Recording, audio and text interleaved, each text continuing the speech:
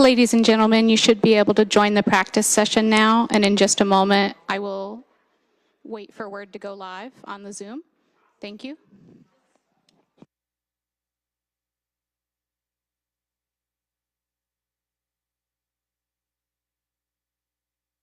Just a reminder to mute yourself and to turn off your speakers. Thank you so much.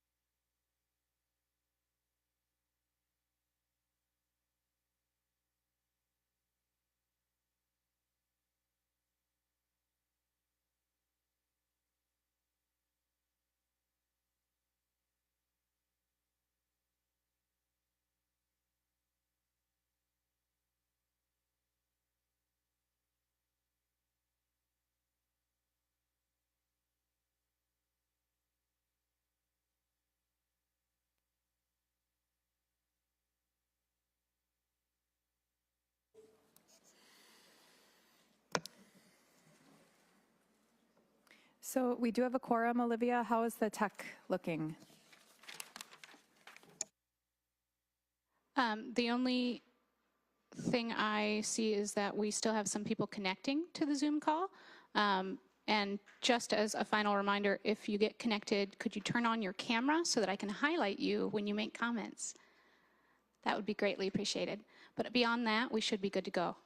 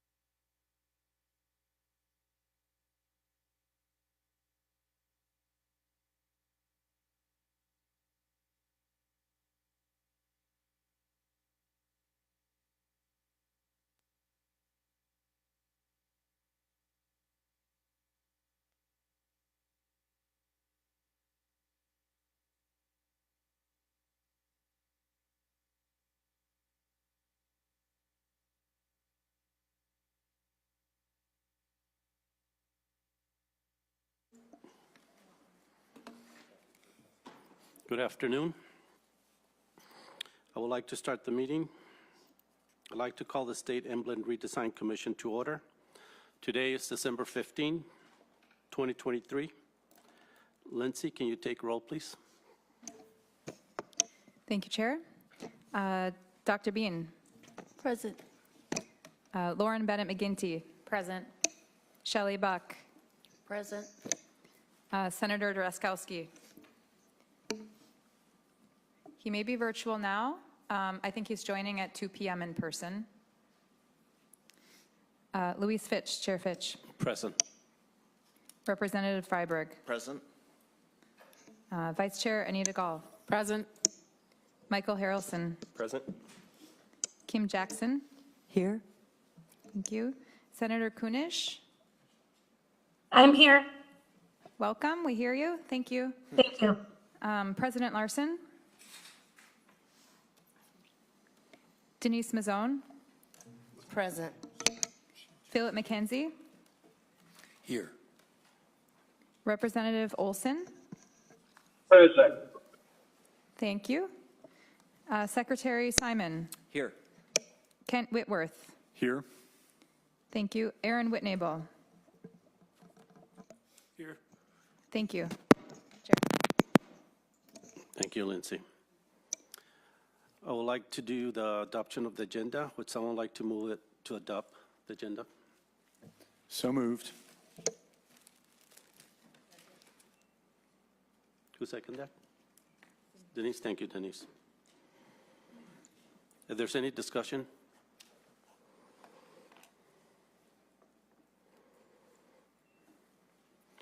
All those in favor of approving the agenda, please say aye.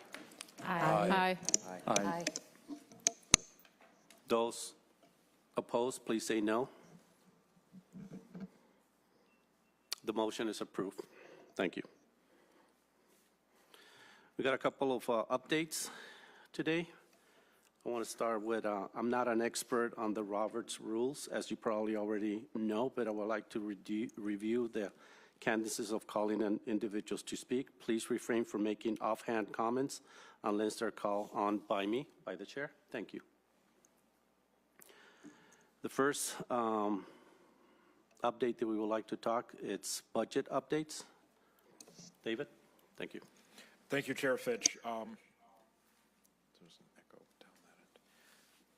We had previously talked about the amount of funding that was appropriated by the legislature for this purpose, and today I'll provide a quick update with the caveat that we have been spending money on supplies, and some of the bills have not come in or been paid, so we can speak to our budget, the budgeted amounts, the estimated amounts, but we don't have a snapshot as of today that will tell all the ultimate expenses. So when we made an estimate through a fiscal note back in the spring when the bill to create this commission was going through the process, we estimated that we would be spending a significant amount of the $35,000 that was appropriated for this purpose for salaries and the balance on miscellaneous expenses for supplies and things like that. So that breaks down to approximately $25,000 for supplies and somewhere around $10,000 for other expenses. So some examples of those other expenses would be the flags that you see around the room, the printed fabric flags that we had printed, some of the travel expenses, the food that was provided at the previous couple of meetings, travel, and some printing that we'll anticipate for the final report. So that's a broad summary of the budget, and as we get bills in, and I talked to our finance office this morning, and they don't have bills in for everything, but we'll process those bills as they come in. So happy to answer any questions on that item as people. Any questions on budget? Thank you, David. Thank you, Chair. Next, there's been some questions about intellectual property. I don't know if we have a review and we can talk about it. Yeah, you too, David? Thank you. Thank you, Chair Fitch. Questions have come up in a couple of places about what happens with the designs that were submitted and the final design. So I did have an opportunity to talk to staff in the Attorney General's office, and I'll try to do a broad overview. I'm not an intellectual property or attorney or expert, So I'll do my best to explain this. Think of the 2,100 designs that were submitted for flags and 400 that were submitted for seals. When submitters submitted those, they agreed that those would become the property of the state of Minnesota. And under the section that said grant of rights, it said each participant understands and agrees that upon submission to the commission, all entries in submission shall become the sole property of the state of Minnesota and will not be returned to the participant. After you select a final design for a flag and seal, think of those in two groups. The one group is the final design, and then all the others that have been submitted. The final design becomes in the public domain, as many flags are. So anyone can use those designs to print up stickers or whatever they want to do. Those are in the public domain. People have freedom to do with those designs however they wish. The other designs for flag and seal remain the property of the state of Minnesota unless some other action is taken. So the state of Minnesota probably doesn't have a big interest in retaining rights to those 2,100 plus 400 designs. So an option for the state of Minnesota working through this commission is to release those designs, release the copyright interest in those into the public domain so that they could be used by anyone who wants to. The alternative is for the state of Minnesota through this commission to negotiate with each of the 2,100 plus 400 entrants to sign an agreement and discuss an agreement. That would be cumbersome and time-consuming. We at the Minnesota Historical Society certainly do not have the legal resources to do that, and I'm not sure that anyone else within the state of Minnesota would have a lot of time or interest or priority to do that. So in speaking with the Attorney General's office, if we decide to go the former route of releasing into the public domain the designs that had been submitted, they will help us draft some language that would be passed by this commission to accomplish that. And we could think about this a little bit more, and then if you so desire, take action at the next meeting as we prepare some language. Thank you very much. Any questions about it? That's very helpful. I've been receiving at least 5 emails per day in the last 2 weeks with that particular question. A lot of designers want to know if they can get back their flags. They want to do product development and selling on their website and so on and so on. I haven't been able to obviously answer them back, so I hope they're hearing this, and I hope the press help us as a bullet point somewhere in your article talk about this too, because there's been a lot of questions about the intellectual property of what people submitted. Yes, I'm sorry. Go ahead. Yeah. So just one thing to mention is that some of the artists have been approached by Flags for Good, which have done that. They donate to charitable causes within a particular state. Within Minnesota, they're doing that for indigenous charitable organizations. But they require that the actual original designer sign off before they do that. So we had some questions about that, and I know that we're going to look into that, but that was one thing to be worth mentioning, because some of them have already signed off, but it is for charity, so we'd hope that the commission doesn't have a problem with that if they're in the public domain. Any other questions? I can address. Yes, go ahead. Mr. Chair and Mr. Whitnable, under that scenario that you're describing, if the commission takes the action that I described earlier, the designs would be in the public domain, and a group like that wanted to do a charity effort would be free to do that and do some additional work however they want to do, and then raise money for a charity, and that would be fine. In the meantime, the designs are the property of the state of Minnesota, so technically would have to get permission from the state of Minnesota rather than the designer to do that. Thank you. Any other questions on intellectual property? Seems straightforward, right? Sounds good, thank you. Jack, Olivia, do you guys mind projecting the final seal, or where we at with the seal? Thank you. Just in color. And then, do we have it in black and white in reverse after the color?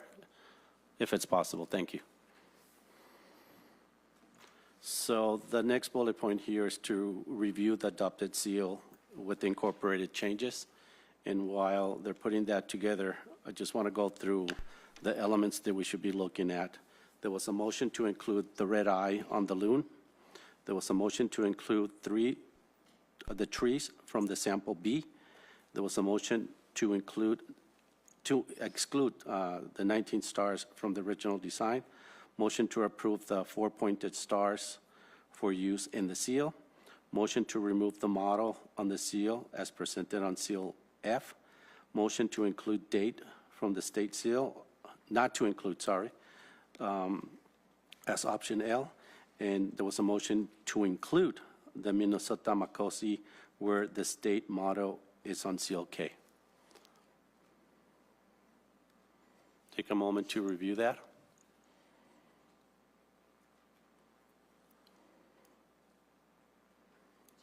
Yes, please. Question. This is what all these changes that I just, yeah, it's brand new. I'm happy that we did the red eye. I mean, it's got to be a loon. I hope everybody agrees with that. Yes, go ahead. I'm sorry. Secretary of State.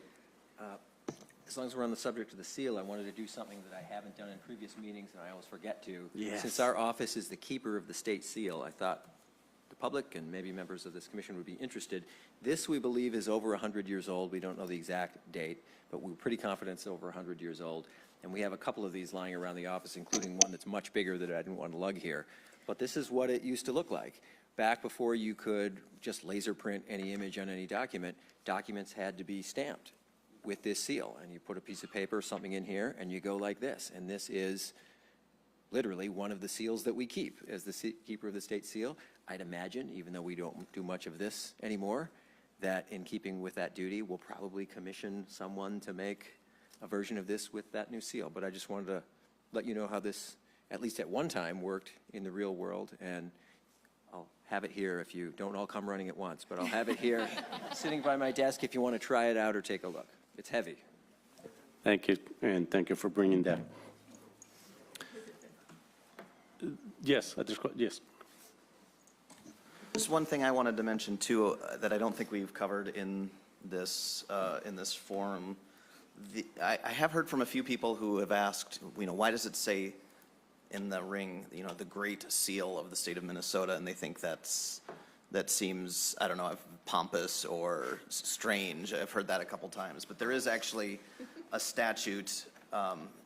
We changed the one statute describing what the appearance of the seal is, but there's another statute that stays in place that says the official seal, and it says it is the Great Seal of the state of Minnesota. So, at least arguably by statute, that phrase is required to be in there. So just thought I'd mention that just so people who were asking about that knew the background there. Thank you. Yes, Vice Chair. Do we have this only in color, or do we have an image also of what it looks like in bronze, like when it shows up on the front of the governor's podium or something like that? Sorry, we don't have a mock-up yet on that's that, all right. and we will. That's all right. And so all we have is, I wanted to start with color because I think it represents, I think the only issue with the color was the pines, and we don't have that exploration with us, but we did brought the green from the flags, and it was not working because it's the same value as the blue, so it disappears, and then we chose another value, and I got some printouts, but we should not be judging the printouts either. So it's, my recommendation is to go with what we have there, but I can show that later and put them up so we can see that contrast between different color recommendations. So yeah, that's the color, and the colors can be tweaked if necessary. Okay. Could I still see it in the sort of the bronzish? Someone brought up to me, or go up 2. not black and white. So we don't Well, it have was a little, it wasn't the color. Yeah, okay. Yeah. This version, someone brought up to me, since we have chosen the red eye, you know, a lot of times when these are in front of the governor's podium or they're up in courtrooms, you know, it's this bronzish color, it's metallic.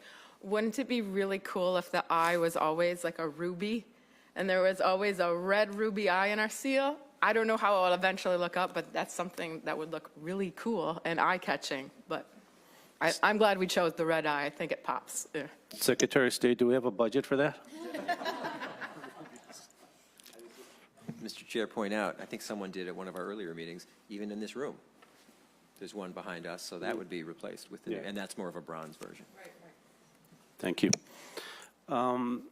So here we're showing how it looks negative, and then can you go to the next one? Will be black over white.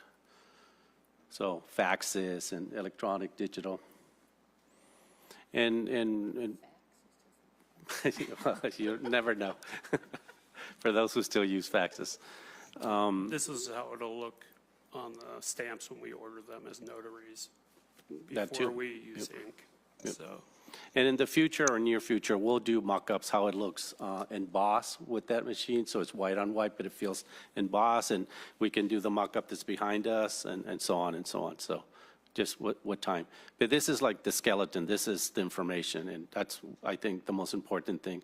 Do we have all these elements that we need to have? Is the accent on sota on the top of the O, is that, can you see it? Should we move it more up?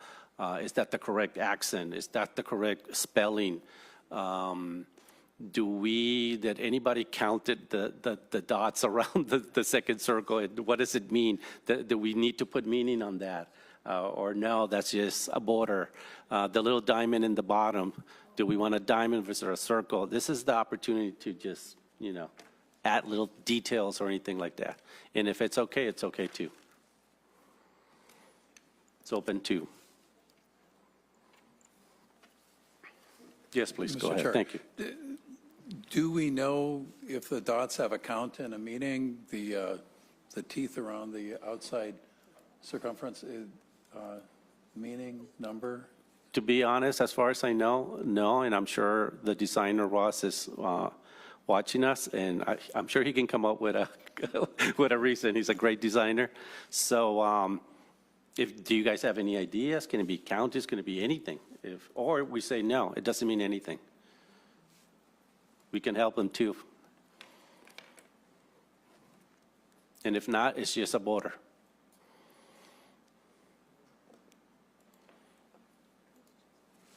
So in his rationale, I believe there wasn't any, Okay. Yes. I think he did have in one of them the 19 stars, and we removed that. But that's as far as we got. All good with this? Yeah? Chair Fitch, I guess I would Yes, please, say no, one go other ahead. thing.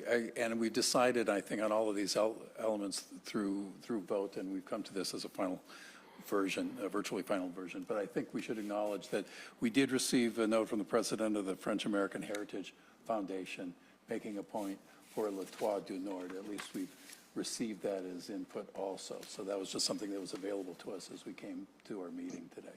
That's correct. Thank you for reminding. We didn't have that in the agenda, but I think everybody received an email, if I'm not mistaken, and there's a printout around.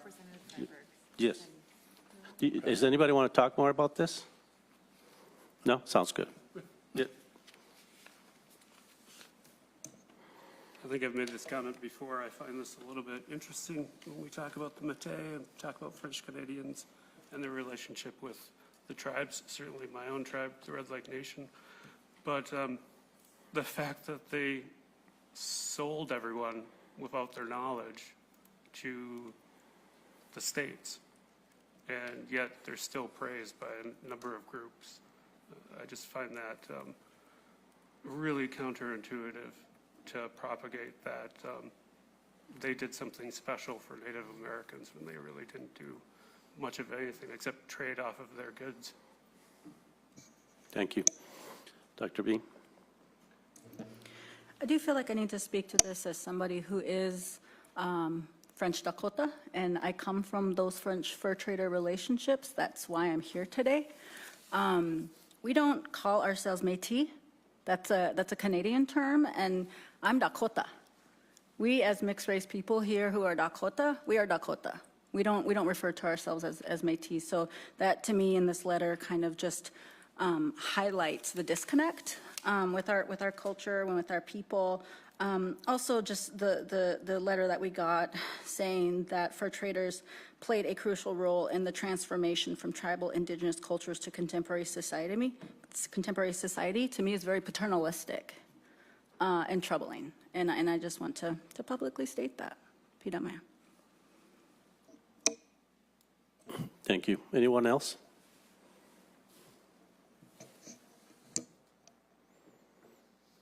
Thank you. So let's move to the flag finalist design review working session. There is, I want to start with some miscommunication that probably I started it, and just to clarify where we are with that. So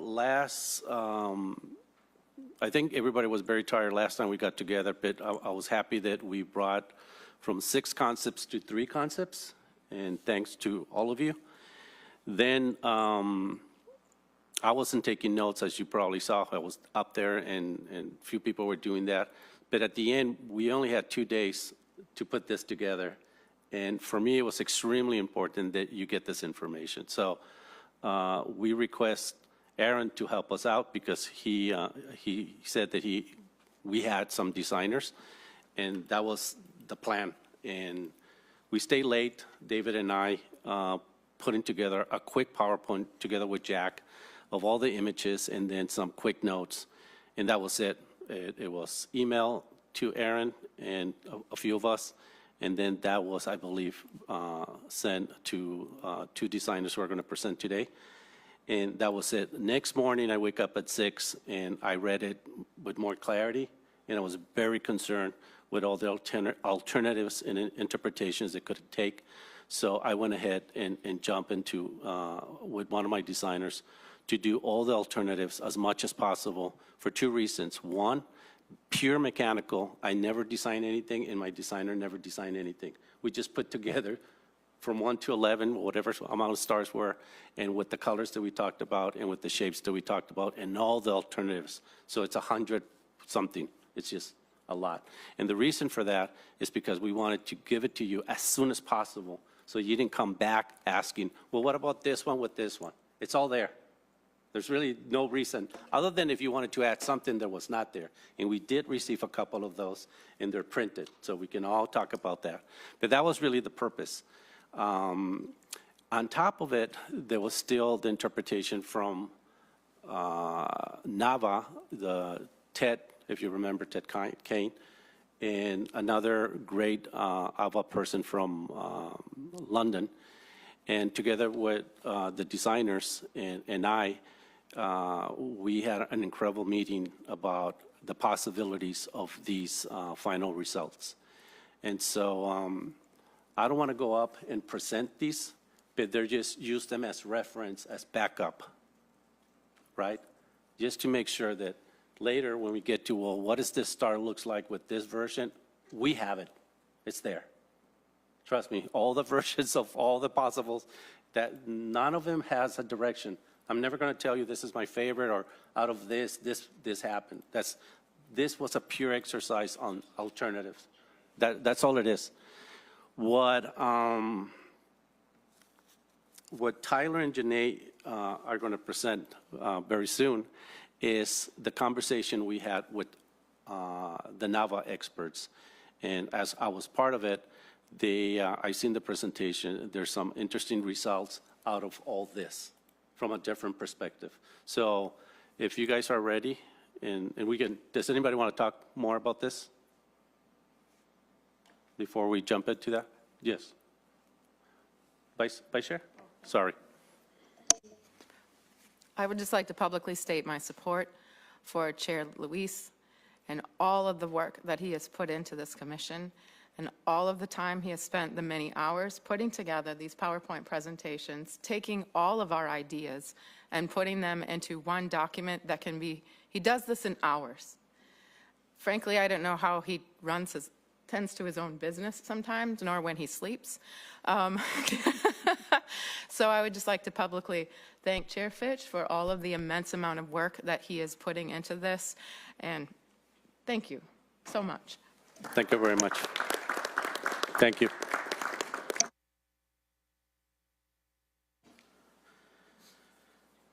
So, Aaron, it was Tuesday, I believe, when we got all together. Now, I don't even know what day it is today. I know it's Friday, so. He mentioned that we have internal designers. These are the internal designers that we can put a face now. And I'm very happy that I've met you the other day, and thank you that we can put a face now. And you guys have been very helpful in the past. Yes, go ahead. Yep. And I just want to say, Tyler and Janae reached out in mid-November and sent us their proposal to do design, revision, refinement work for the committee. And every committee member or every commissioner and staff member received that back in November 21st of 2023. And they've been in contact with different members of the commission since then. And very happy that we have some pro bono work. I know I used the wrong term, in-house. I was corrected by David for misstating that, but you know, we're on a budget, and it's wonderful that we have people out in the community willing to help us with their expertise. So thank you for being here today, and thank you for helping us. Thank you. Thank you for connecting us with them. I do remember, as soon as you mention it right now, I personally have received a lot of other designers wanted to help, so it's been very difficult to keep track who's who.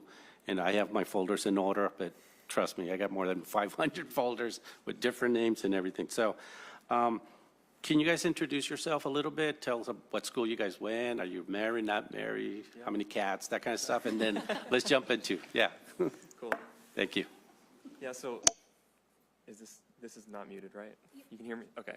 So I'm Tyler Michaelitz. Yeah. I'm Janae Michaelitz. And yes, we are married. We live in St. Paul, right downtown in Lower Town. We moved back here like 3 years ago. We went to school at UW-Stout in Wisconsin. That's where we met.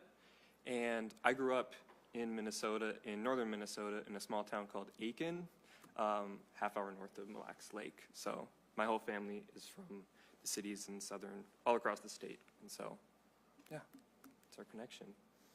And we have 2 cats. Yeah, we do. Met one, that's why I was asking. Yeah.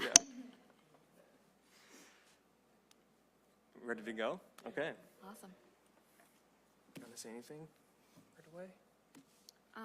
First off, we'd just like to say thank you for letting us make some revisions and proposals for you to view based on all of your conversations as we've been listening since they were first up on Zoom on our computer at home. It's been an awesome discussion, and it's been really awesome to watch, and we're excited to be here. Yeah. So we'll jump into the presentation. Like Louis said, we have been collaborating with Ted and Brian from NAVA to get their expertise specifically on vexillology, if I'm saying that correctly, because we aren't flag experts, but we are graphic designers, and we love the revision refinement process, and that refinement process we feel is incredibly important when making final decisions, because making sure that something has the right positioning, size, spacing is important to make sure that you have established before you make a decision on something that you want this, but you might want to tweak it, right? And so that was our hope, is that we can present what our collaboration with them would create a set of concepts and proposals for what potentially the final would be. And so that's what we'll walk through, is those iterations based on the revisions that were requested and you see behind you. So we'll jump in.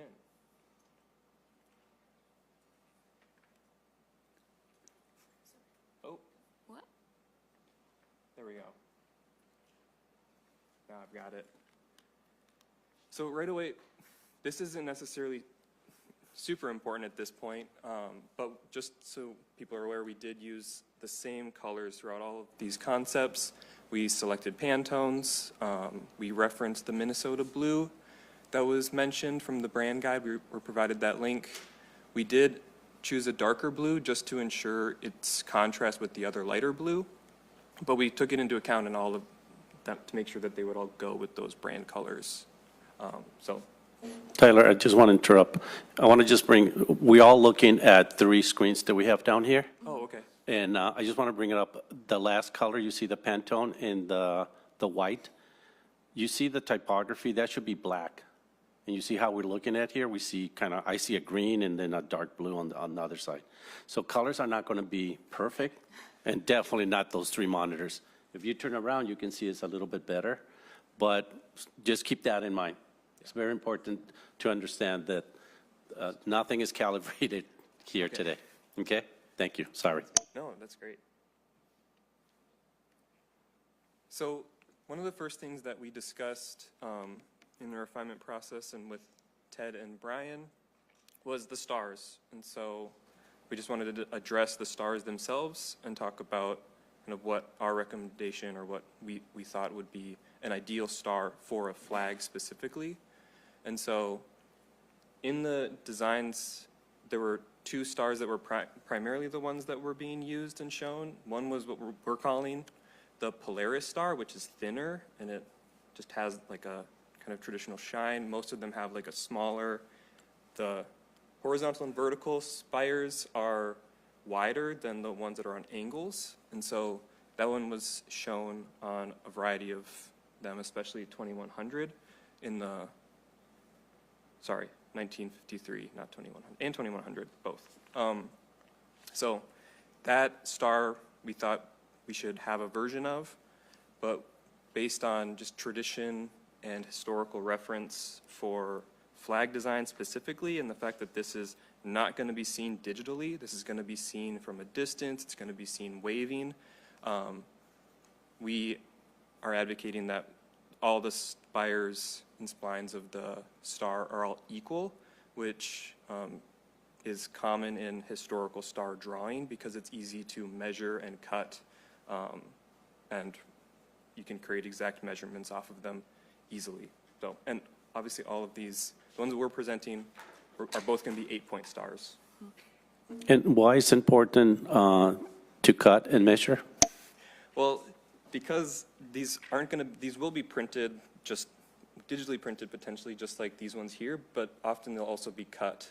And so they're, in our minds, as we aren't people who are constructing flags or anything, but there's 2 elements. One is they will be cut, so making that easier can reduce cost. It makes it better from a construction perspective, stronger. And the fact that it is easy to cut makes it just feel and look like it is something that could have been designed and made a long time ago because they were restrained by those methods. And so it's not just because we have the technology now to not do that, but the fact that we're using a method that looks and is based on what could have historically been done just gives it that much more of a long-lasting appeal because it's tied to the tradition. And right there is what makes a flag a flag. Yep. What you just said. Yeah. Yep. Versus things that look like branding and logos and clip art. Yeah. Just what you just said right there. That's really important when you make a decision today, if we make decisions. Thank you. No, thank you. Anything else on that? No, I'm excited about the next one. Okay. This one we're really excited about, especially after hearing Ross's concept, because his star was so strong, especially incorporating the 8-point star, because it spans across history and different cultures. So, oh, I'm so sorry. My voice also does not project well. I'm too quiet of a person sometimes. But it's the 8-point star, which spans across cultures and generations and history, and we think that's a really important aspect as something that everyone can unify under. And in talking with Nava and our own design exploration, we turned it to give it a north point so that it also references the Polaris star and the North Star. And it also still has the M, which we like that helps children draw at school and stuff like that. So that's our reasoning behind this one.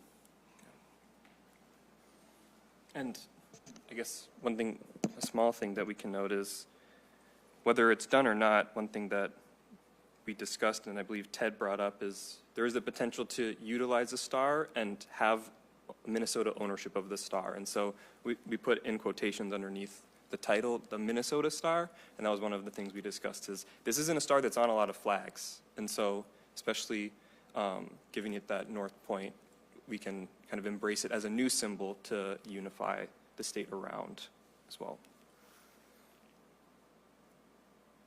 Okay, so getting into the concepts, one thing that we wanted to just address right before we get into all of them, there are 5 concepts, and we have like 3 slides for each. One is the flat design, one is going to be kind of the way that we selected and constructed the positioning and size and scale of the design.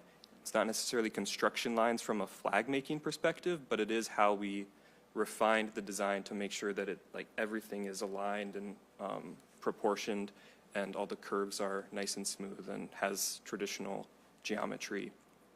So that's, and then the last one we put in a mock-up because it's exciting and it makes it so that you see it in its context. Waving, not flat, which it'll rarely be when it's in physical form. So that's the sequence. This is 1953A. This one utilizes the kind of vertical and horizontal orientation of the 8-point star. This star, we feel, works really well on this specific design because of how thick that star is. The star has a weight to it, and so no matter the orientation, this works great because of that middle white stripe that was requested. And so the white stripe on the left, it's on the right, the star on the left balances each other, and actually you can see that they're lined up in this version to give that kind of direct balance to it. Obviously, it's still, everything else is the same on this concept from what was approved.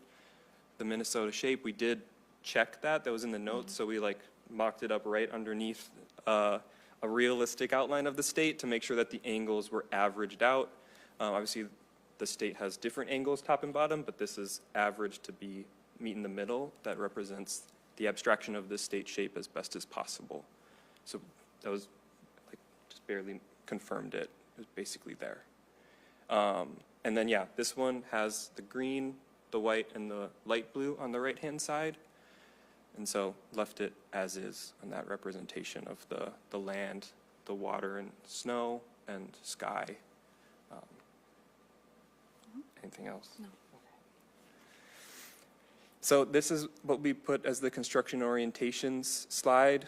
Just making sure to think about it in terms of if you see it flapping, not going to the right of the pole versus to the left of the pole, front and back, and hanging down. Also would be at an angle and such, but just to visualize that.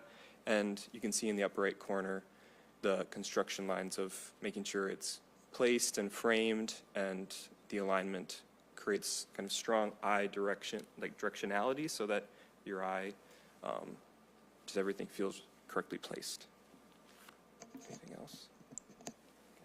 Yeah, just to reiterate, we did really focus in on the alignment and the placement to make sure, because like when you're working with such geometric and simple shapes, you want to make sure everything is just as it should be, so it sits right and it looks balanced but also strong and completed versus looking like it's out of line, and that clarity brings together a good design.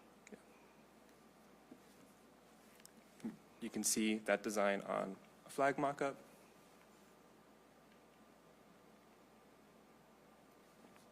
Okay. Do anybody wants to jump into this and talk about it now, or we want to wait and talk at the end? Are you guys taking notes? You want to wait? Sounds good. Let's move on. Thank you. All right, so this is 1953B. And so I'll just start off by saying in our conversation and our collaboration with Ted, he likes to use the anecdote of Coco Chanel, using the phrase, talking about when you get ready, and when you get dressed for an event and get dressed up, looking nice, look at yourself in the mirror after you're done and ready to walk out the door, and then remove one accessory. And so he correlates that to good flag design is get your design basically there and then dial it back one step, because the goal is not to represent everything. The goal is not to perfectly encapsulate all of these different things into one design. It's to create a symbol that takes ownership of, and we take ownership of now and into the future. And so it doesn't have to do more than it needs to, although that inspiration, obviously, the design should draw from those things. And so you can see this reduces the color, so it's only 3 colors. White counts as a color in flag design because, again, you're dealing with fabric and material. You're not dealing with a screen that the default is bright or with a canvas that the paper is default white. Everything counts, and so this is a 3-color flag at this point. And I'll just draw attention to the fact that this is same star, but feels very different. It becomes a new star that has the north point that references the Polaris star, but still has the geometry of that traditional 8-point star. Again, orientation and construction.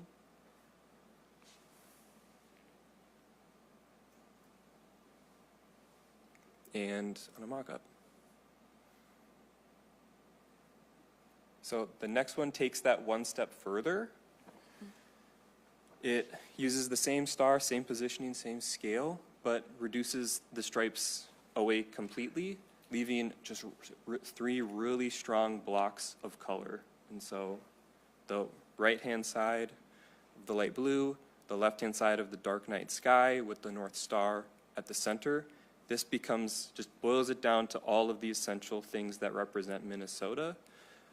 The North Star, the state shape, and the sense of water and sky, the lakes and rivers. And so this really is reduced, but it still has a lot of uniqueness in flags and still stands prominent. There's a question? Yes, this particular iteration of this flag right here, I believe it's one that we rejected from another artist, and the star was gold instead. It's one that I picked, so that's why I'm noticing it. I'm just wondering, just on C alone, we may need to check the previous those previous ones out of the ones that got rejected, just to make sure that we're not redoing somebody else's work. Yeah, and I mean, that's very typical when there's so many versions, and obviously, I'm glad you still remember that it was in gold color.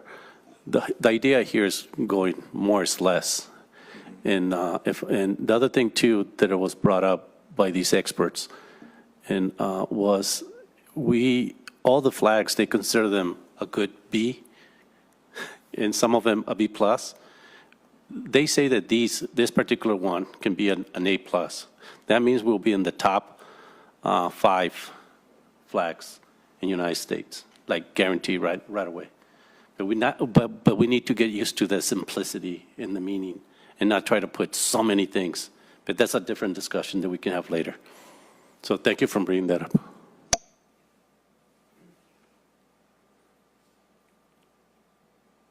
Again, orientation construction. This has all the exact same positioning as the other 2. And the mock-up.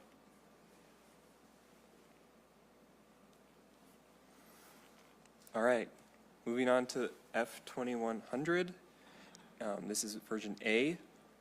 And one thing that I didn't address at the beginning, but figured now that we're on the next concept I should address now, is in this, it was our evaluation that from the beginning, we weren't going to present in these final 5 anything from, I forget the number on this one.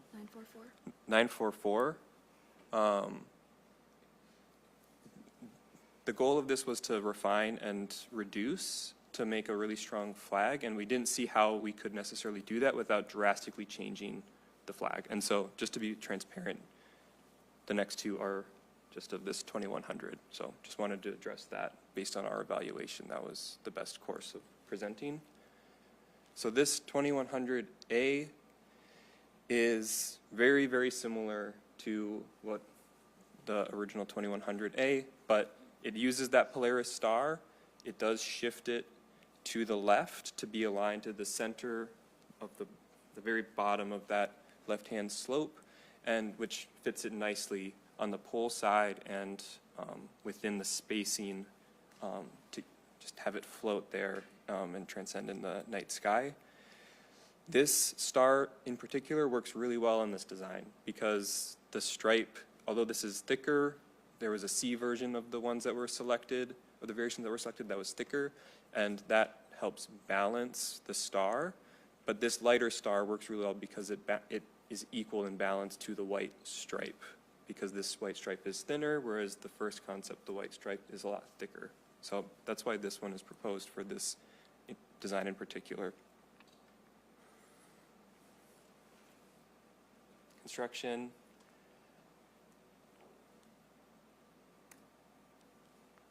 And on the mock-up. And the final concept, 2100B. So this one utilizes the thicker 8-point star that was on the first versions, and this does the same thing as 1953C, which really reduces it down and represents the light blue of water to the night sky at the top. And this thicker star with the color blocked background just holds up and holds its weight as opposed to the thinner star. And we really like this star, so we think it works really well as a symbol for Minnesota. Anything else? No. Okay. Excuse me, I had a question. Is that okay, Chair Fitch? Please go ahead. I'm sorry. No, I didn't thank you. see And you've probably covered this well. I apologize. I had to step out. But I was curious about the positioning of the 8-point star. Yeah. And this makes sense, but we've also seen where there are actually 2 points. It's kind of the base. Is this the appropriate position, or is there such a thing? So in our discussion, there's no right or wrong positioning for this star. There are typical ways that different groups, people, traditions have oriented it, but it is used in both ways throughout different cultures and history. And so it is one of like a set of classic stars, actually. And in the diagrams from the flag, from NAVA that they have of traditional stars, it is in this orientation. And so, yeah, it just depends on which history you follow back, I guess, and the way that you would orient it. In my understanding, I'm not an expert, but the horizontal and vertical positioning, where there's 2 points on top and bottom, is mostly seen in quilting and in weaving because of the way that weaving and quilting works. So you're using those structures and those rules of horizontal, vertical lines to create those designs. So that's why it's typically done in certain applications. Thank you. And we'll talk more about these 2 particular stars once they're done. That's where I want to take the conversation. Yes. And then this is all 5 on mock-ups, so you can compare them. We did put the 4 on the right kind of in a clump. The A version, 1953A, we think is a really strong direction. This is our perspective and from our expertise vantage point. All of these we stand behind, and if you selected any of these are great. We, as a group of the 4 of us that worked on this, feel that the 4 on the right are the stronger just because of the simplicity and the reduction. So just to note that for what it's worth. Open to questions. Yes, Denise, go ahead.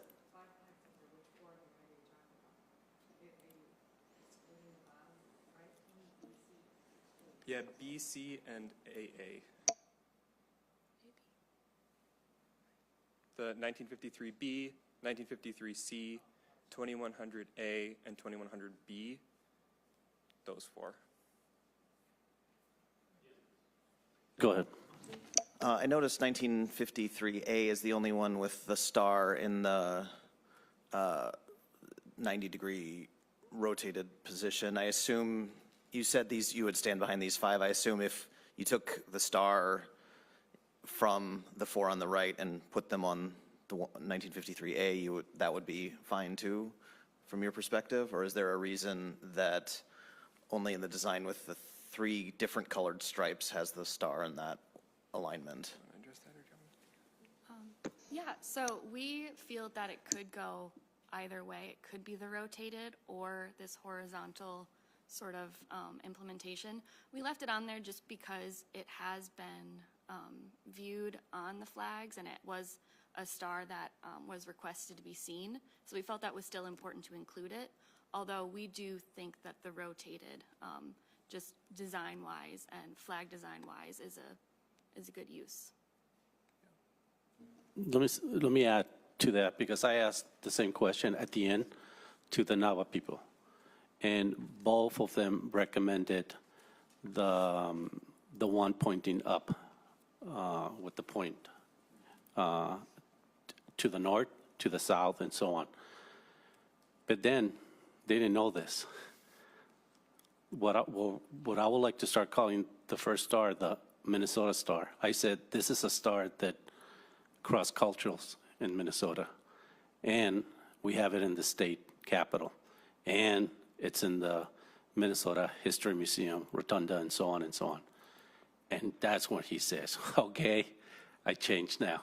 You know, if you own a star, you should keep it. And I think Minnesota owns this star, and we can own it, instead of just a star that is pointing to the north and south and so on. There's more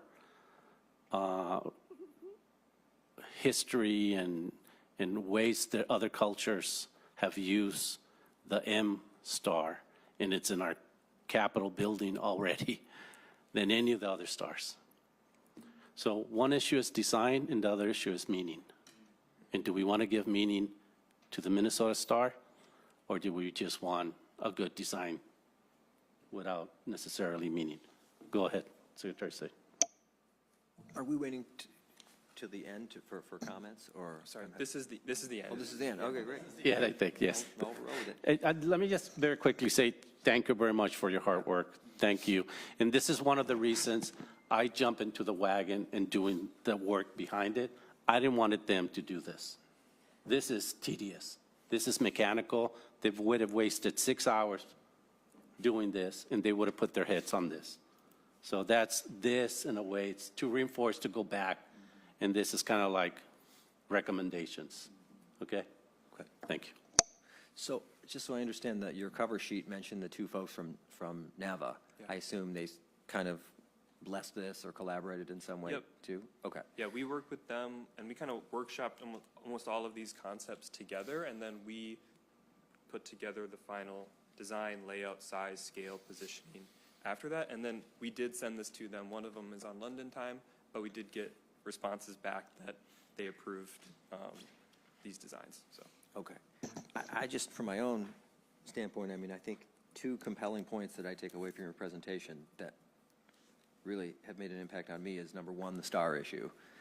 We've got our own star, as the chair said. It's in the floor of the Capitol. It was, I think, I don't have them in front of me, but of our finalist designs for the seal, there was one that was the runaway favorite, but like 3 or 4 of the others had that very same design that this group chose. It's bulkier, it's easier to describe, it's easier to draw. I did get some feedback in the last week, and even in the last 3 days since our last meeting, that there were some people, rightly or wrongly, who felt that some of the skinnier stars were too religious. They looked like, which is perfectly fine as a star, but they looked like something you'd see in a religious display, and they were a little bit troubled by that, the thinner stars. So that seems to make a lot of sense to me, particularly since we own the star. And then the other thing, and this is always a matter of to some extent personal taste, but I really like the idea of the blue on blue.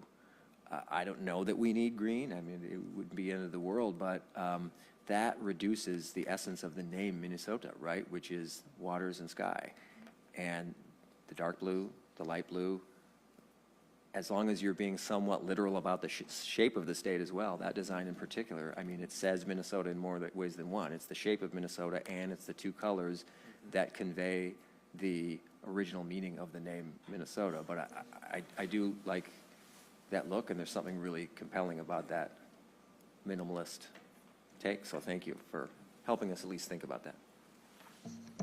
Yes, go ahead, please.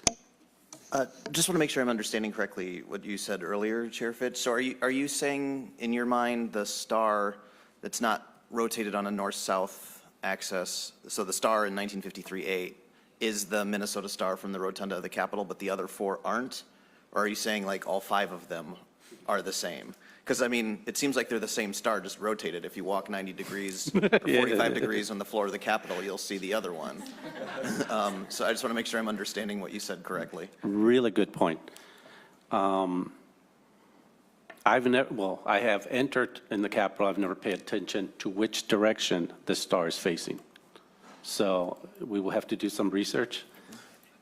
No, I'm sure there's a direction. Like when you enter the main entrance, it's facing. Architects, I know how they work.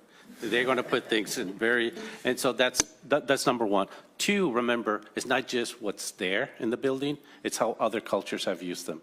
And so if you go to the southern rural Minnesota, you see them in the farms.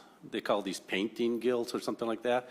Then different Native Americans have used them in their quilts and whatnot.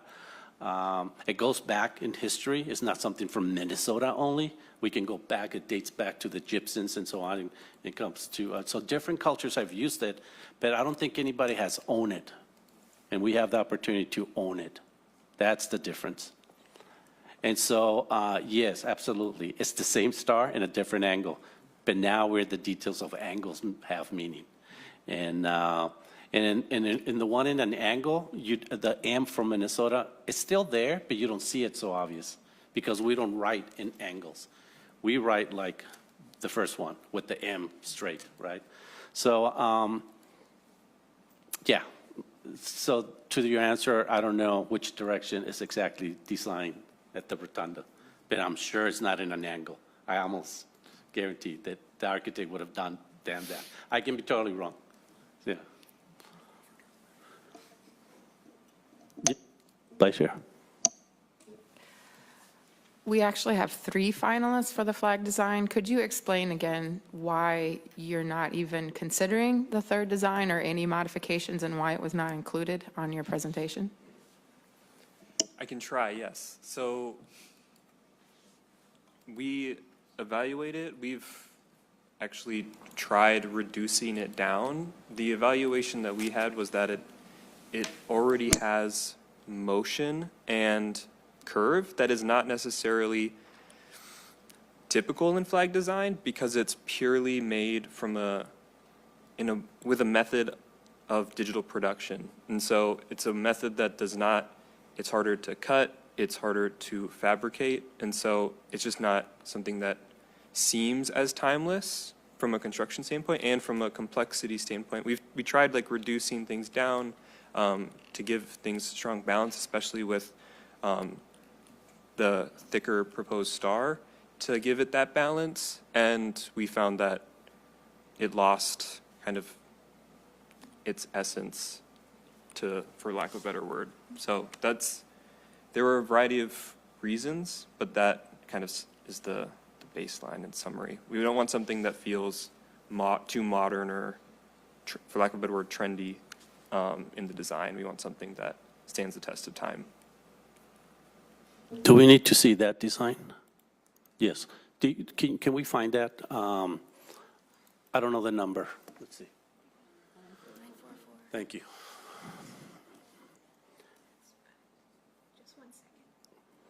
So I asked the same question to the experts. The thing about NAVA, they're coming from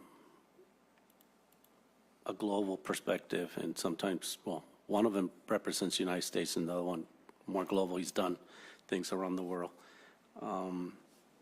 At the end, it's like going to a doctor, and you want to go with the best doctor and specialist. But if there's opportunities to do things that works for you, like meditating and yoga and other things that doctors don't recommend, at the end, we got to listen to the experts, but I think it has to come down to us. What makes it Minnesota? Yes, go ahead. I did wonder about, because I don't see it on the sign at all, but the original designers, the Pittmans, they did one revision for us where they changed from abstract to realism. We had it coded as 944B for a time, and that's just a blue, dark blue at the top, the sky blue at the bottom, but with a triangle of white at the end, and then with a thin 4 points gold star. So I don't know where that went. I mean, I have it here, still in the album. Let me just add to what the Nava people said. And I've seen this too in the comments, if you guys have been reading the comments, and I've seen it in social media. Not that I look at social media, by the way. But this is the top one that people say it looks like branding, that it looks like design, it looks like clip art, it looks like blah, blah, blah, blah. And it's because the way Nava put it, that I thought it was really interesting. They call it the archive concept. So I asked if they can explain what that meant. So imagine this flag, or any of this particular flag, whatever this might look like, but let's say we chose this and this becomes the flag of Minnesota. But I want you to see it in 5 years. Not now, but in 5 years. Would it still hold? That is the archival part that we got to look at. And does it belong with all the flags in the United States?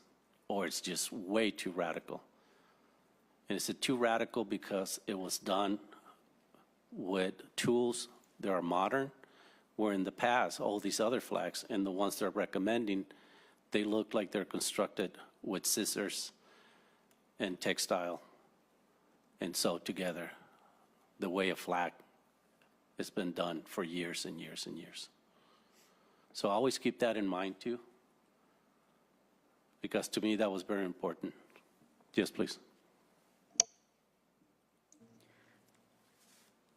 I find this an interesting conversation as somebody who has entered the museum field as an Indigenous person whose entire career is trying to do things differently than we've done things for years and years and years. Overwhelmingly, I mean, Indigenous people, Ojibwe, Dakota, Ho-Chunk, people of all nations obviously have very many different perspectives of whether to support a flag and of what their favorites are. I will say that I have overwhelmingly heard from a lot of Dakota people that they like the Two Rivers design, and that's how they see it, is they can relate to it in that way. It looks like the Two Rivers, there's something really beautiful about that, and a lot of Indigenous people have been drawn to this image. I'm getting a lot of messages from people telling me that, and I think the curved design of it is a part of that. It's not so rigid. Which is something that, I think is more Indigenous. And, I will mention the NPR article that Dr. Gould here, when she went and talked with some school children and asked them, what their favorites were. And they automatically pointed to this one because of that story, because that taught them about this place. And that was an opportunity for education and for this older symbolism that spoke to the land in a beautiful way. And I can't stop thinking about the benefit of that. And that's a really good point. Probably our contemporaries and might not like this for the next 10, 20 years, but it's the younger generation who are not in politics and they see things more pure. They have to live with this and they put value to it. So it's a really good point to consider that. Thank you. Yes, Aaron. Yeah, I was just wondering if with these, if we were to choose one out of each three or however we're going to do that, but actually if we could send them to some places for just quotes on if they're possible to do. I just remember a time that we had to do for a company, a textile company I was working for, where we lost money on making the American flag because everyone wanted it sewn and they wanted every part sewn on it instead of just one piece of a patch. And it was hard and took, we were late in time of getting it done and out the door. But it would be interesting to see who, if there's somebody around that can say, hey, we can do this.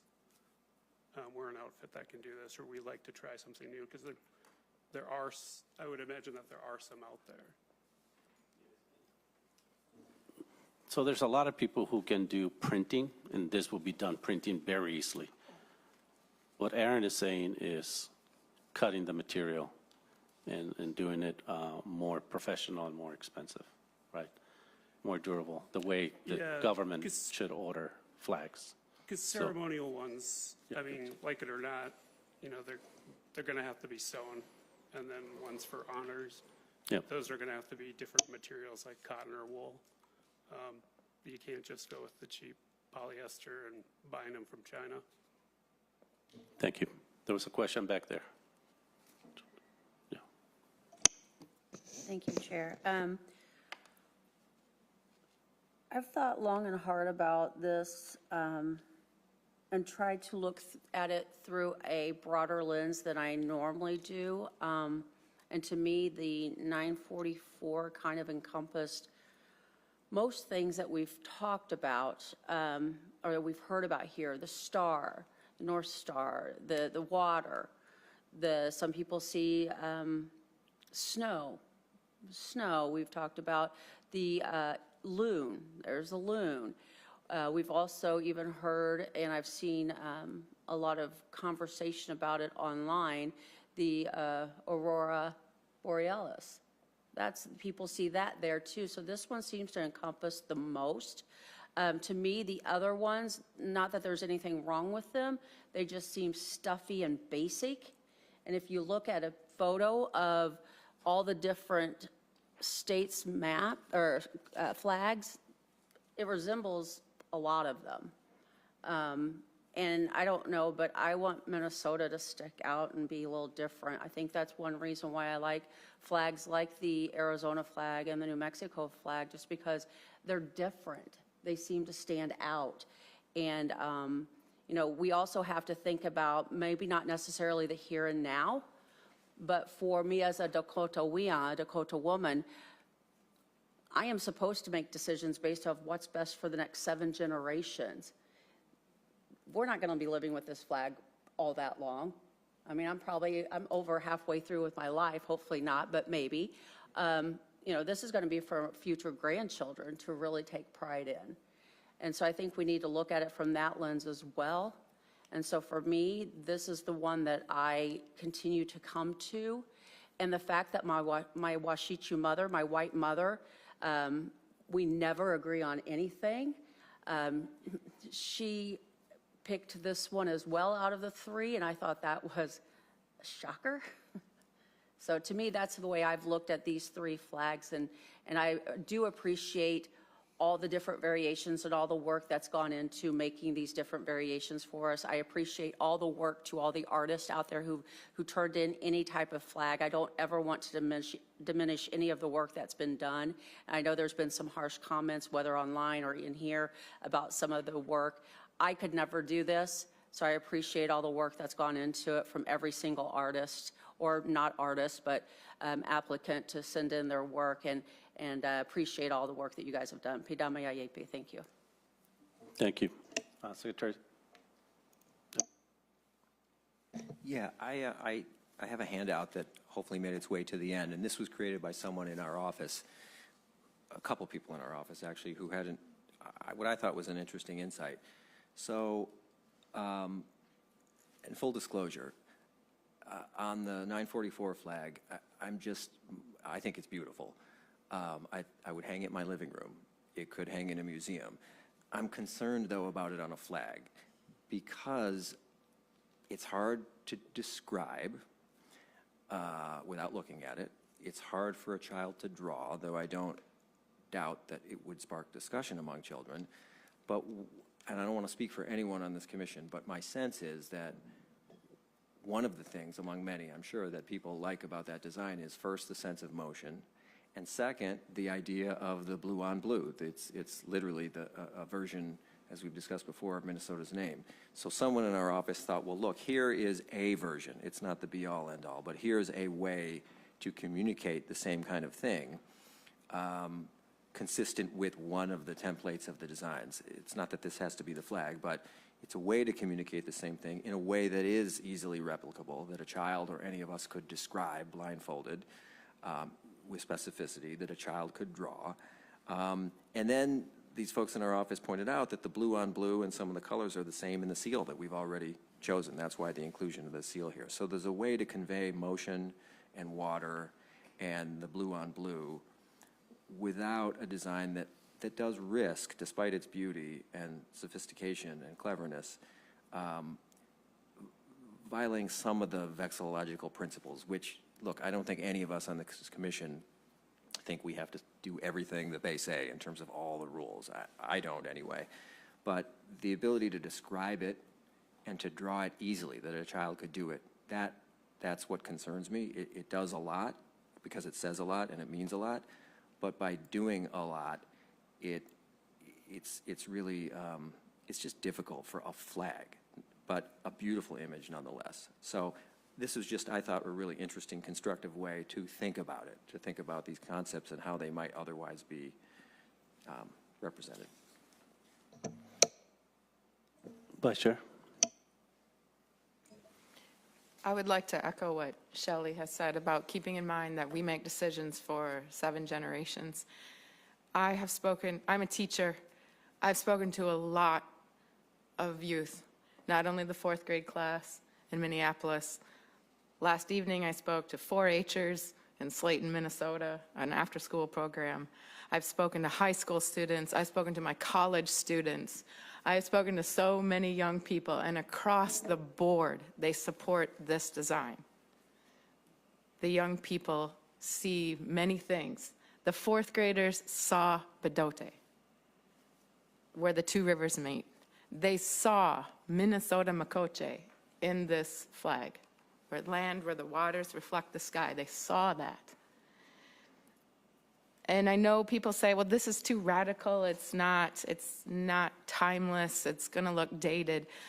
When I asked my daughter, who's a high school senior, I said, why do you like this? And she said, Mom, if you're going to make a change, make a change.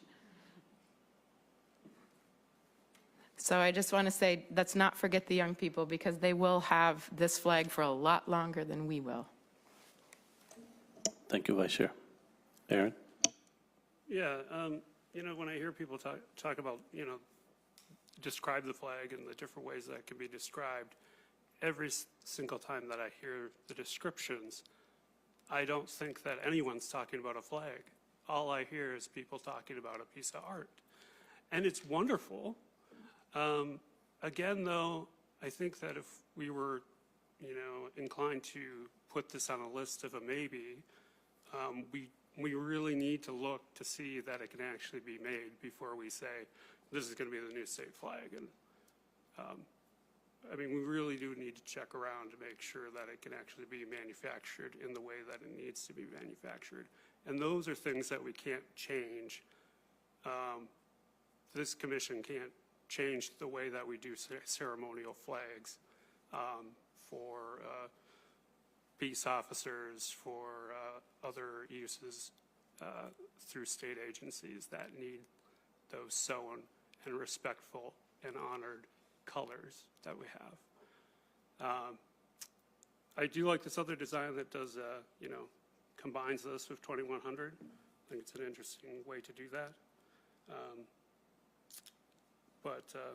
Yeah, again, 944, if we have a way of checking to see if it can be done, that would be more interesting to find out. But for right now, it just seems like we're describing a piece of art that's wonderful and that's great, but it's not a flag. The other part of this that's a little hard with the original design is at a distance, is it a flag? What do you see? That's really important to consider. We're looking at this flat, as you can call it a piece of art. Flags are meant to be flying, so, and I know we got that little tool. It's perfect. So I'm sorry, go ahead, there's a question. Yeah,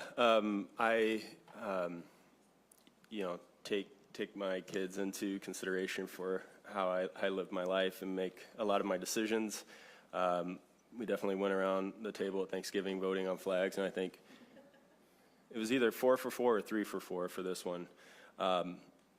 And they do inform my opinions about things greatly, but also, like, I don't let them pick dinner every night, So I do, yeah, that's just my perspective.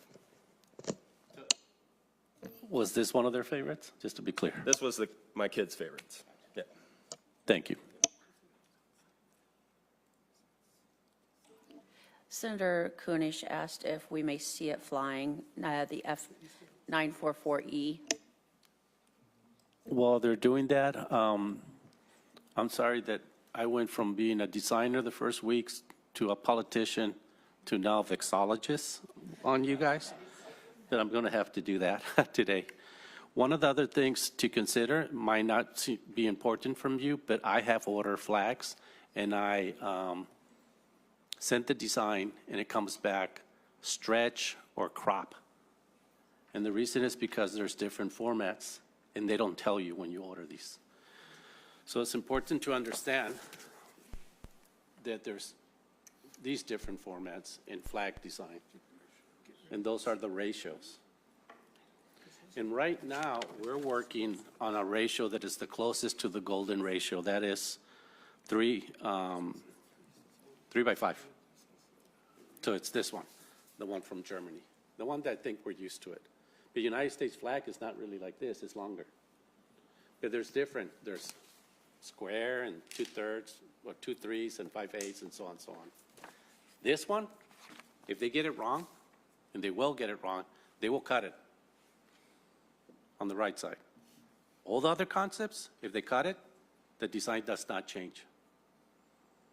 So keep that in mind when you're making your decisions and your vote, if we get to put stickers on these concepts, because that's another thing. So just to explain that, look at Germany. If you cut Germany, it's still Germany. And the concepts that they were showing today, they do that. They can be cut. Okay? This one, if they cut it, they will not cut the left side because that's where the star is. They start cutting from the right side in. So that's me talking vexology. Yes. Please, Denise. Yes, thanks for going back to that. So me personally, I really like the 1953 or the 2100. The 2100A, 1953A. And that being because if I'm looking at 1953B, C, to me, it's, and this is no disrespect to my, my Somali brothers and sisters, but it looks like Minnesota versus, meets up with their flag. The state of Minnesota in their flag. That's what those two remind me of, B and C. and once again, like I said last week, or is it last week or this week we met? I can't tell. My days and nights are running together too, Chair. So we all breathe that same air. There's that light blue. We're all going to play in that water, swim in the lake, fish, whatever. In the green, we're walking this land.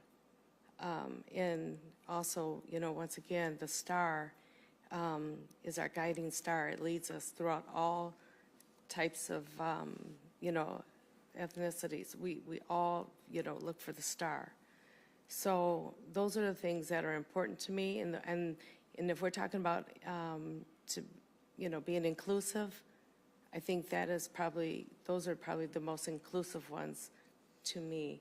And with me talking to people over the past couple days about, this is what you came up with, you know, yeah, that these are the two that rose to the occasion versus the other ones. And that being said, and I'm really happy that we were able to come to a lot of agreement. Well, we did come to an agreement regarding the seal. And I got such great feedback about that. You know, the flag, not so much. So I think we need to really take our time, think it through, and make sure we're being inclusive of everyone. We have so many different walks of life in our great state of Minnesota, and everybody needs to feel included. Everyone. Thank you. Thanks, Denise. Any other opinions or people in the digital world? Representative Olsen, Senator Mary Knoosh? No? Oh, Senator, yeah, Steve, go ahead. See a hand. Thank you, Mr. Chair. I joined in here late, but I've had an individual contact me and about big. And have we talked about that? And is that something people would be interested in to actually bring stronger identity to what the flag represents? Can you repeat the first part? You were kind of choppy there. Oh, I'm sorry. Putting the word Minnesota on the flag. Putting the word Minnesota on the flag. Did I hear that correct? Yes. Mm-hmm. Thank you. Any other comments? Well, Mr. Chair, I'd be interested in Senator Knish, feedback on that. Have we tried that? Have we done any mock-ups with the word Minnesota on the Minnesota flag? There was, in the first 2,000 flags that we received, I want to say there was, from what I remember, at least a good 40, 50, 60, or 70 of them have the word Minnesota on them, and nobody that I remember in this commission chose those.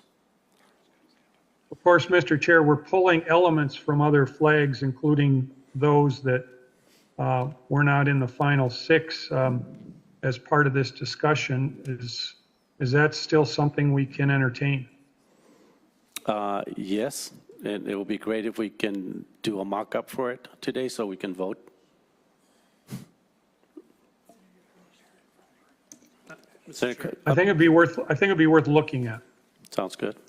Let me just, Senator Knish, please.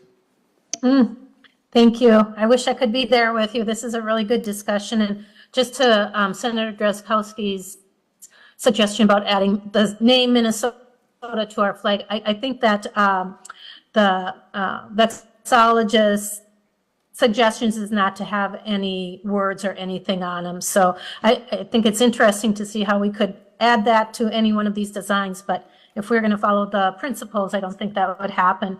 I just wanted to chime in because this has been a really good discussion about the flags and maybe the emotion or the reflex that somebody has when viewing these different flags, the three that we've decided.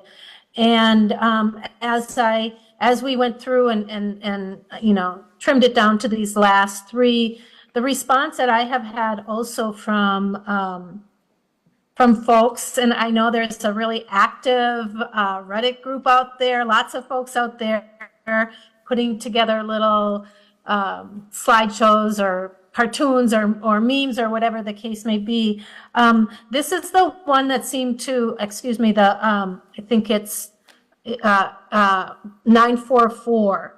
That seems to be, that folks seem to be most interested and evoke some kind of a stronger emotion. I think from what I said, I was talking with an older gentleman in my community, and while he likes the very simplicity of the one with the, let me see here, let's see, what is the 1953 quite a bit. Sometimes it was just too, it was almost too simple for him, he said. And then the other suggestion, I'm trying to find that number, didn't quite do it for him. Let's just say it that way. It didn't quite do it for him. So my reaction and the reaction of a number of people that I've spoken with seem to really appreciate the 944 series, and because of the story, also be pleased by how many people were watching and paying attention to our last meeting, especially, and how the stories of how these flags were designed with children, with generations, and that sort of thing. And so I would like, to share that kind of information with you, recognizing that we're all going to interpret these flags from our own lenses, but wanted to let you all know that in the past few days, the support that I have seen has gone for the 944 series. Thank you.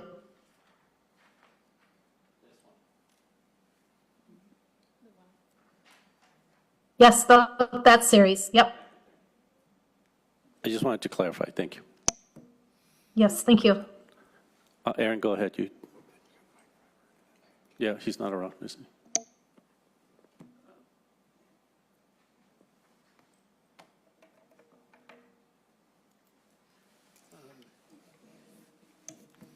Sorry, I got a little bit lost there. Just back to the designers, their submission of changing from abstract to realism. I'm just a little bit concerned of where did that go? Because Can you repeat your question? I'm sorry. so they submitted one shortly after they got selected, and we were asking for variations. So they remodified theirs because people, there was a concern that this wouldn't be able to be made. So they. Are you talking about this design? Yes. Designer? Yep. Okay. So Yeah. the Pittman submitted another design of the same thing, but what they did is reverse it from being abstract to being realism. I don't remember seeing that, so do you? Yes, please. And can you share it? Oh, okay, yeah. I don't remember that we receive it. But but that feels very different than this. Yeah. Yeah. I mean, that was, I don't understand art. Has to be explained no, that's to me, fine. and then someone else has to explain that. Can you send it to Olivia if you can? Yeah. Thank you. Yeah. But I think this is where we're at. It's completely different, but still, we can see it for a second. Go ahead, Dr. Bean. I'm just wondering, you know, it feels like the other designs, we were able to see different variations in the lines and to see how it would fit within the frame. For this one, you know, in terms of you talking about when the end might be cut off, I'm wondering what the opportunity would be to sort of shift the curve, the swoosh a little bit over, just slightly, and then that would take out that problem. And so I'm just wondering more about sort of process here, you know, is there opportunity to see some of, you know, we don't want to keep going through variation after variation, but we also want to make sure that we get the same opportunities with each of these. Yeah, and so, I mean, it really comes down how we specify. We can always say that it's always 3-5 ratio, that's it. And from the government perspective, hopefully they got good project managers and that's what they're going to get. From the public perspective, trust me, it's going to be all over the place and there's no control. So I will not be so worried about it. It's just one thing that I wanted to bring to right now. I don't think, if we all like this, I would not change the design because of what I mentioned. So I just want to bring that up. And the reason is because if we start moving it to the left, then that space that the star requires is going to look very tight. I would personally, from a designer, I would not recommend it. But yeah, yes, sir.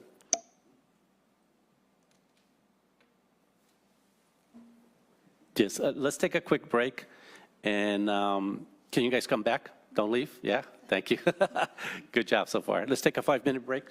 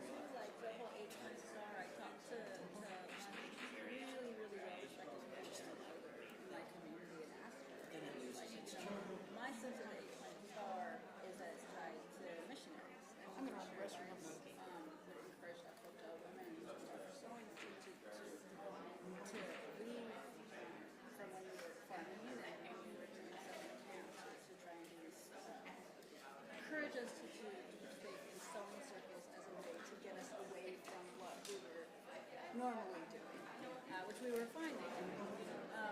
But, and there's all interesting history there. My grandma, she's wrote about it and put it in my dissertation. But she was talking about, yeah, that's like, you know, like what they said, it's based on the quilt. You know, it's based on that gridded pattern that when you look historically, you know, at some of our designs before that era, they weren't necessarily themselves. You know, and it's all up to like, well, what time period are you talking about?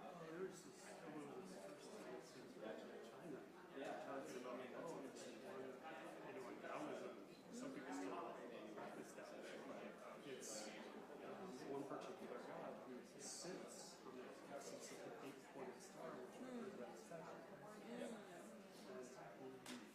he sits on the axis inside and makes it. That was interesting. Maybe one of those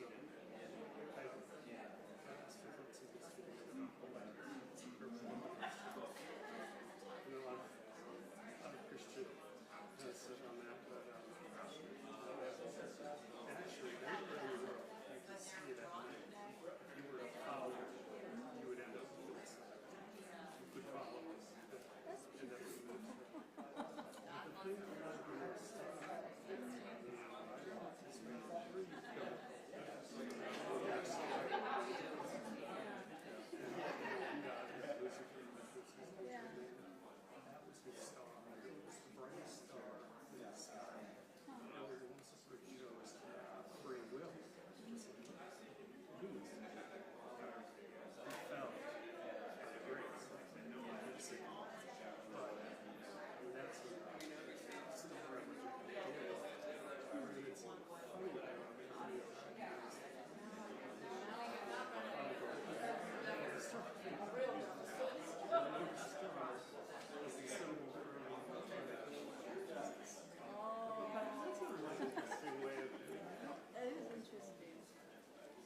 But I was like, they're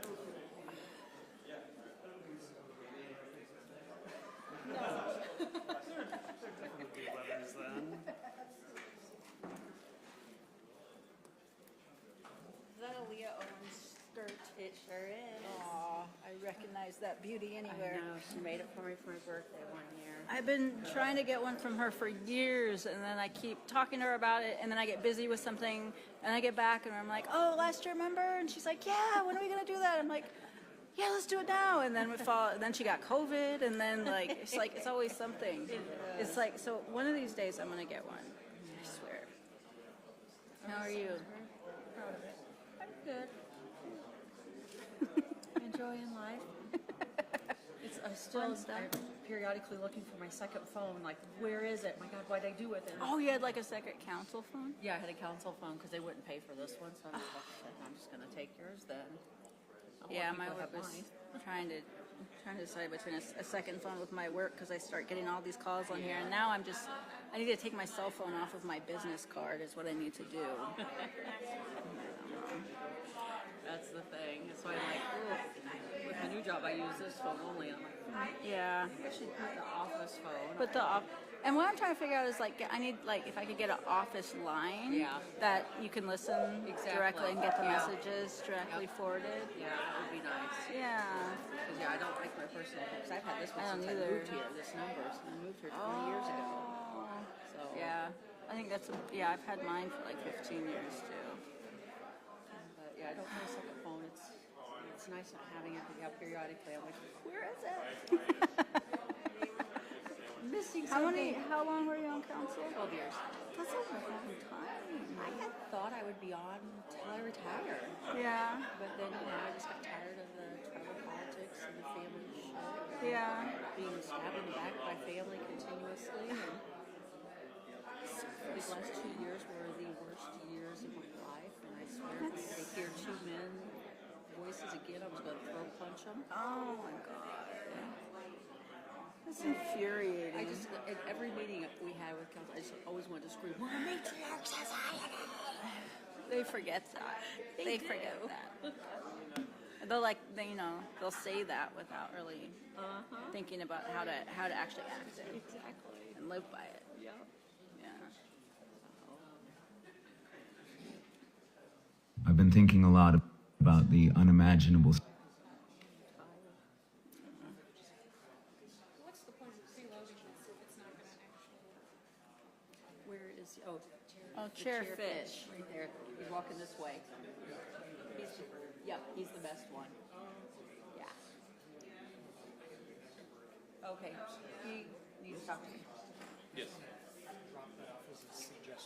Yeah. Thank you. Thank you.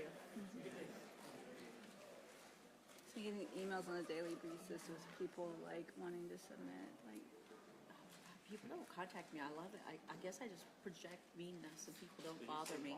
well, the Historical Society always kept my email off their webpage because we got enough randoms and weirdos, and then I like got a stalker. But at the M, like, we're smaller, and I just like they put my email up there. I didn't think twice about it, but then throughout this process, I've been getting emails constantly, and I'm like, People don't contact me. Even on council, people didn't usually contact because they knew exactly what I was going to say. you're lucky. I hear both sides, and then I'm going to tell you the truth. Yeah, yeah. Whether you want to hear it or not. Or I'm just mean. I've been told many times I project intimidation. That's You good, intimidate me. though. I'm like, why? Because I don't smile all the time?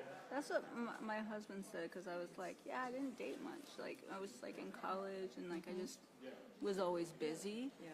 And I like asked him out, and I'm like, yeah, I didn't get asked out much. And I was like, I don't know why. He's like, because you scare the shit out of people. I was like, oh. I think it's because, we walk around with our heads up, like we're probably who we are, Yeah. and we don't have time for BS. And we've got priorities. Exactly. And I'm like, that's fine. If that means I'm alone the rest of my life, then I'm alone the rest of my life. I don't care. I know. Carly's talked about that. I mean, she's been watching The Golden Bachelor, but other than that, which is like horrifying to me. It's so horrifying to me. I was like, I really hope Carly's not watching this, and then she was, and she's like Let's telling get me. her become the bachelorette at Golden. She insists she's fine. She doesn't want to remarry. Her whole thing is she doesn't want to put up with anyone else ever. She had already invested in her late husband, and he's gone now, and she doesn't want to invest in anyone else. She's I'm good. And her voice young still. Yeah. That takes a lot of time. Yeah. I just don't, I used to think about it. What if I do want someone, and then I'll be in my bed going, I don't want to share this bed with you. Yeah. Go to my closet. I'm not sharing any of my closets with anybody. I know. You have to be in your own separate house, and that's the only way we can be together. Yeah. Yeah. We got one of those sleep number beds that's like split. Yeah. Because my husband snores, and then I can like do something about it. And I thought about like when we've been fighting or something, I've been like, if we break up, like, do I keep this bed? Yes. I should have got the one where the whole thing goes up and it's not split. Because like, how am I gonna survive in this bed alone? Like, oh wait, I have kids. I'm not ever gonna be. Exactly. Never. Never. I don't have a sleep number, but I do have one of those that adjust. It's nice. And they're separate, and I like it. Even though I can control them together. Yeah. And that's what I usually do, but I do I like can't to use control ours together. You have to do it separately. That's nice. But it's not a sleep number. I didn't pay as much, I'm sure, as you did. I know, it was stupid. Hey, you do it. You do it. I spend stupid money on purses. I'd never had a nice bed before, and I'd had the same bed for 15 years. I was like, got a new house. I'm like, oh. And I was very pregnant, and I knew I was going to be up late nursing. Yes. And so I was like, I'm going to splurge. You deserve it. You have 3 girls. You deserve I know. it. They love it, too. They always go, when they move the bed up, they go like this and go and say, to infinity and beyond. Oh, the minds of kids. Just to live in their minds for a day. Oh my God. The 2-year-old's starting to talk and sing, and I'm just like watching. Well, not 2. I call her 2 because she's like walking. She'll be 2 in May. We have a well till May. But she's a year and a half. But she's like wandering around and just singing and talking, and I'm just like watching her like, I want to be in her head. I want to be in that world.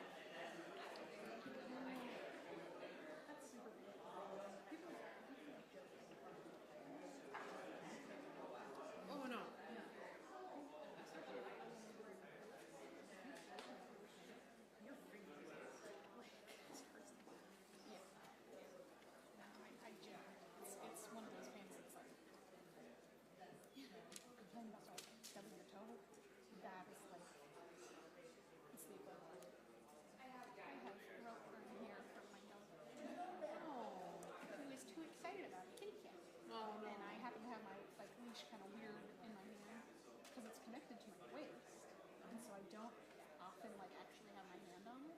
And just as I happen to be like moving my hand, I tried to sprint after a cat, and I was like, oh. So yeah, you can see like it's bruised. I see it. Yeah. Oh, that's awesome. Yeah. It was just the wrong timing, and I was like, leave the cat alone. And he's like, okay.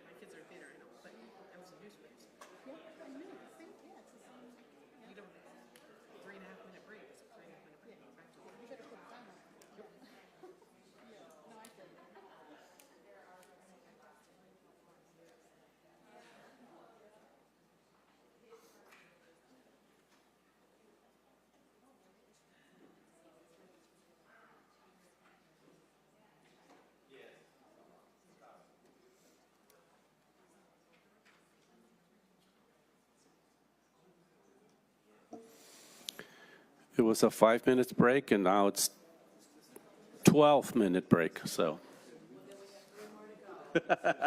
For 15? We're in Mexican time here? What's going on? We got the whole British thing here, being punctual.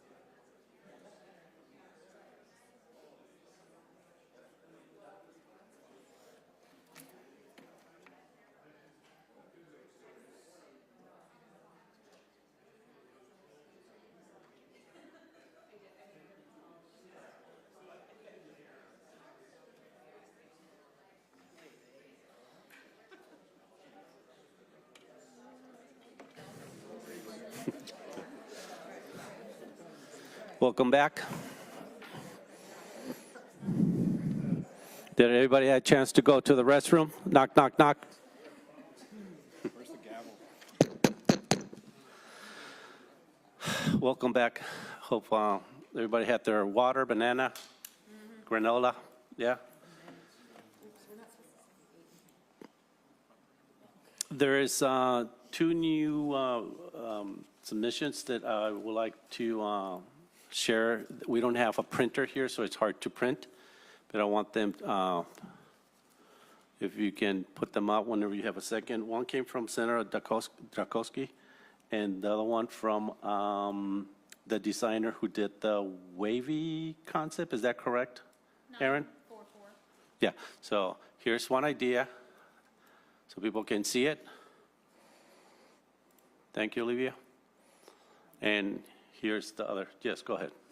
Mr. Chair, Yes. could you put it up on the screen so the people of Minnesota that are watching can see it? Yes, we did that. I don't know if you can see it, but we over here. Yeah. I can't see it on the Zoom screen. Can it go on the Zoom screen? Yes. Well, this is a proposed amendment from a person in Minnesota that's been watching. And he Excellent. shared this with his people in his workplace. He asked me to bring this forward to the committee to look at. Perfect. Thank you very much. So as mentioned, we don't have a printer, so just consider this if anybody is interested. And then second one.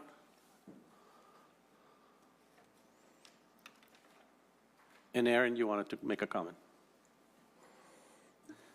Actually, one to the, for Mr. Chair, if I could, before we completely go away from that last one, I know there's been discussion about the vexillology people not liking the name of the state on the flag. I think many people in the state are growing weary of the strict adherence of this committee to what the vexillology people are saying.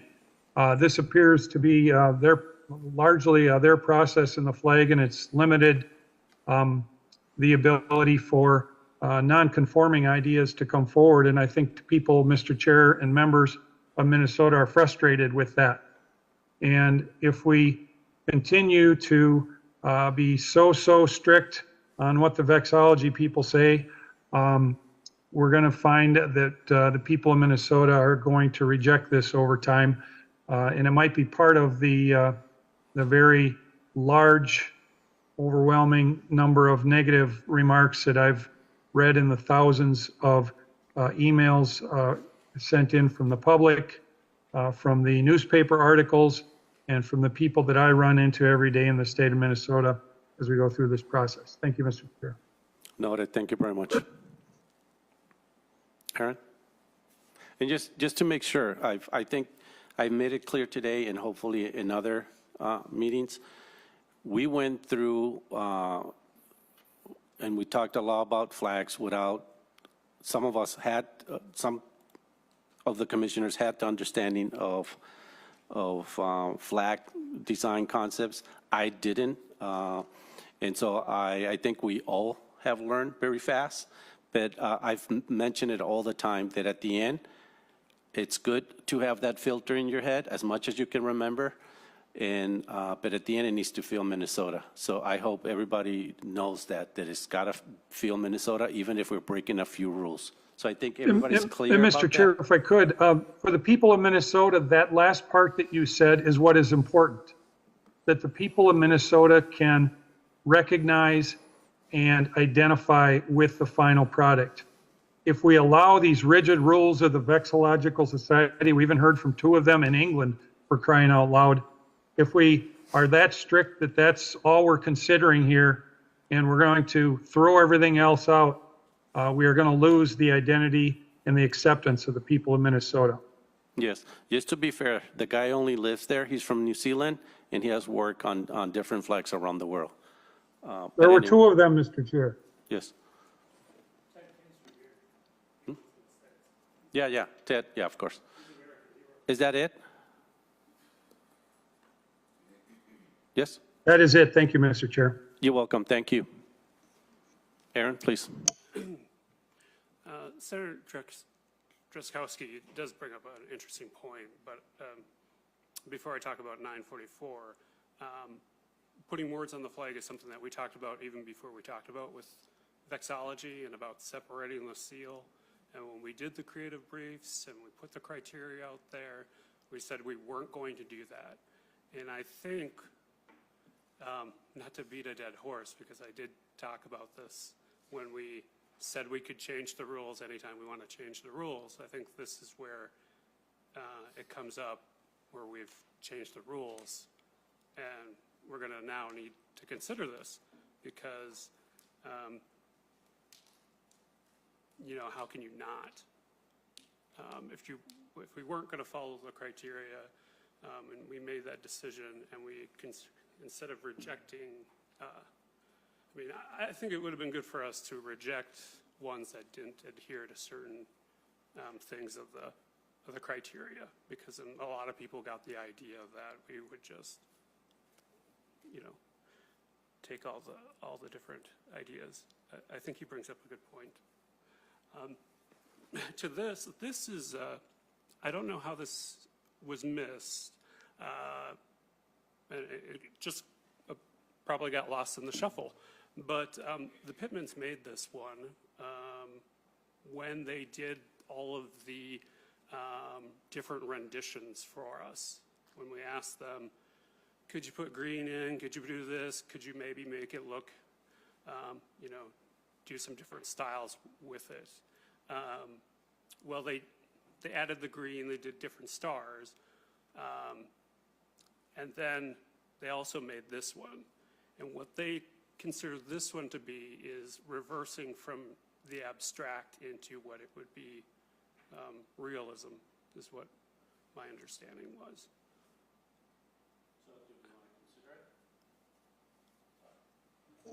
Do we want to consider these? And I'm only pointing it out because it just wasn't up there. So I think for these two ones that we just presented, just consider them too on the next round, and we can just continue with the process then. Does that work? Yes, please. So you're introducing this flag and another flag for consideration? Is that what I'm hearing? Yes, just like any of you. Instead of having 3, we have 5 again? No, these are versions from variations. Yeah, yeah. Yeah, sorry. It does. Like it's an abstraction of it, and yep. I'm sorry. Yes, Marco. No. Okay. I would like to propose that each of the members who can vote stand up, look for all the printed material that's behind us, and if we can choose up to 3 that you like, bring them to the floor and just leave them there. We're going to put them up later because we don't have enough boards. And then you will have 5 minutes or whatever you need to talk about those if you need it. If you don't want to talk about them, that's fine. But then after that, we will get our famous stickers and we go back and vote for some of them to see if we can edit. Is that a process that makes sense to all? No? Well, yes, go ahead. Senator? Secretary? Yes, sorry. No, I was just wondering, you said the work behind us. You mean literally that? What about the ones from the presentation? They're there. Oh, they They're are? underneath. Okay, Sorry. got it. Yeah, That was going to be my question. Did I miss any other ones? No. So everything is up. You will find everything that we talked today, plus all the versions that you can imagine. If you don't see a version, please talk to me. I doubt it does not exist, because that was the whole purpose of doing this. Now, if some people brought some concepts, this is the time to bring them up. There were some variations from the stuff. If you want to, we can put them in the mix. The idea is to start editing based on the learning today. Yes. Yes, please. And so our task now is each as individual voting members to take 3. And if it's already taken, well, good, that's, Yeah. we've overlapped our vote. You don't have to take 3. That's correct. You don't have to. If you like one and that's it, that's it. Let's keep it simple. Got it. Yeah? Is it fair? Is it democratic? I need to know this now. Yes? Right? And then we're going to vote. Okay? Before you do that, does anybody know what the Japanese flag looks like? Yep. Yeah? Can somebody describe it? Yeah. Does your 5-year-old, if you have one, can do it? Yeah? Is it known around the world? Yeah? Is it easy to reproduce? Does anybody can talk about the Canadian flag? Anybody can describe it for me? Maple leaf in the middle. Okay, when I was born in 1965, this happened. What was that? Computer didn't work? Yeah, there was no computers.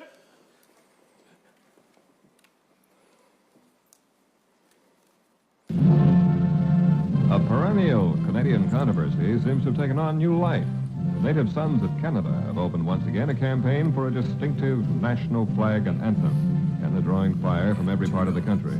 And so we're joined tonight in one of the most emotion-packed issues of our time, an issue which some people say should not have been brought up at all. I believe that today a flag designed around the maple leaf will symbolize and be a true reflection of the new Canada. When a prime minister decides that he's going to trample on the things of the spirit, then indeed we've arrived at a position not in keeping with the principles of democracy. Flag of Canada there will have to be 4 igloos, 3 totem poles, 2 codfish, and a hint of a fleur-de-lis. We can live under the same flag we've been living under ever since Canada existed, as far as I'm concerned. One the British flag, right? We're a Canada, we're a nation. I would prefer more leaves and like a tree effect. I think it should have maybe 2 flags. Be nice.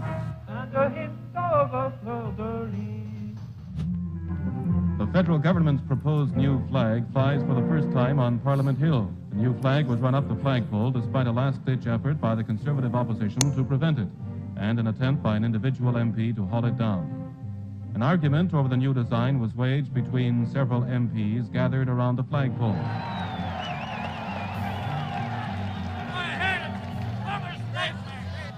Early in the afternoon, the government, convinced that the Conservative opposition would spin out the debate on the single maple leaf flag indefinitely, made a formal motion of closure. And there were immediate complaints from the opposition that the cabinet was throttling freedom of speech.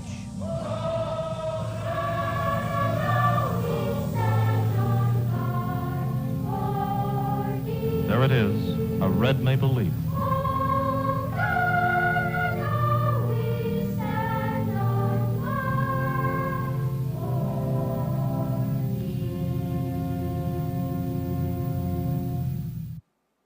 Thank you.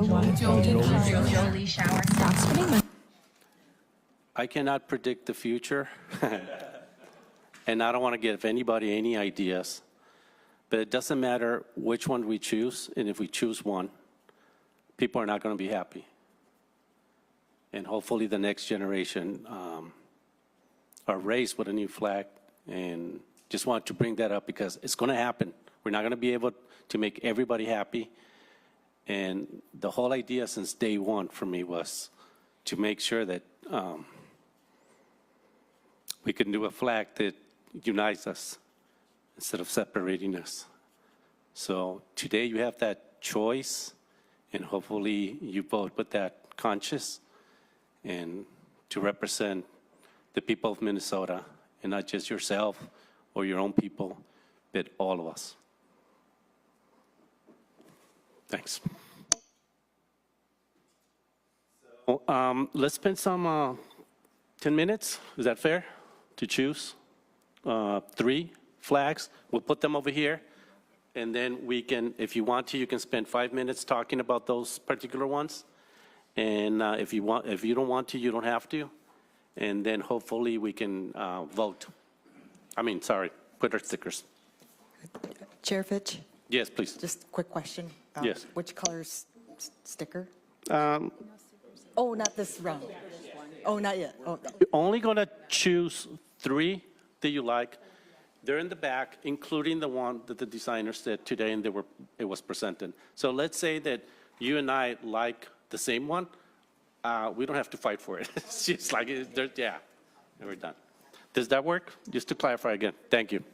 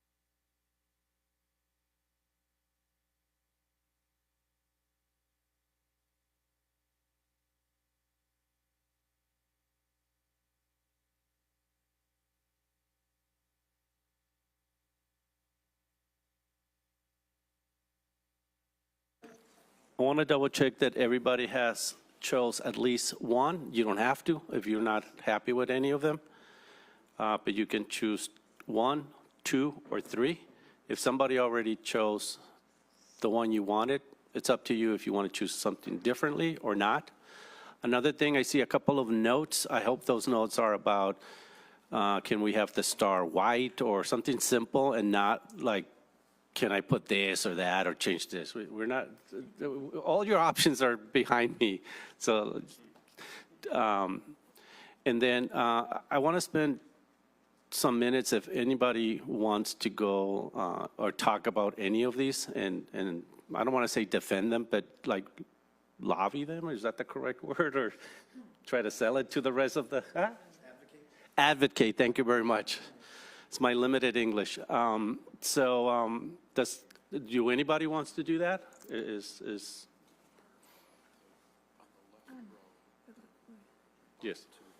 We need to take a minute for the media to see the board. So if everybody Yes. has their selections, then Jack can show the media. Yes, before we do that, there's 2 of them, Jack. Can you point in the first row on the bottom?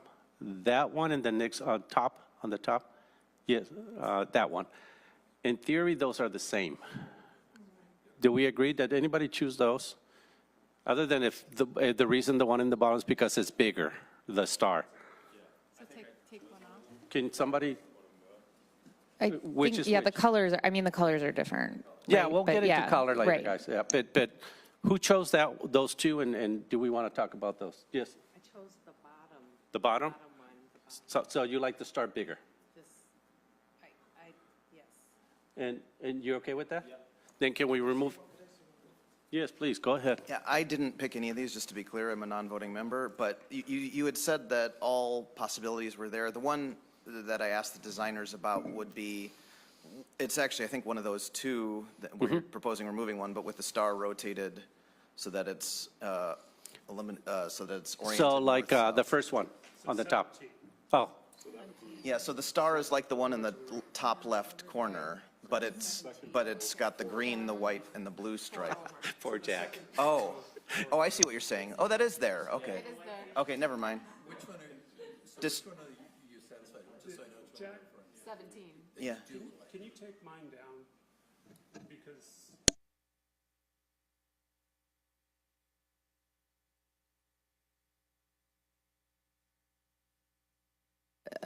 Chair? Is everybody okay?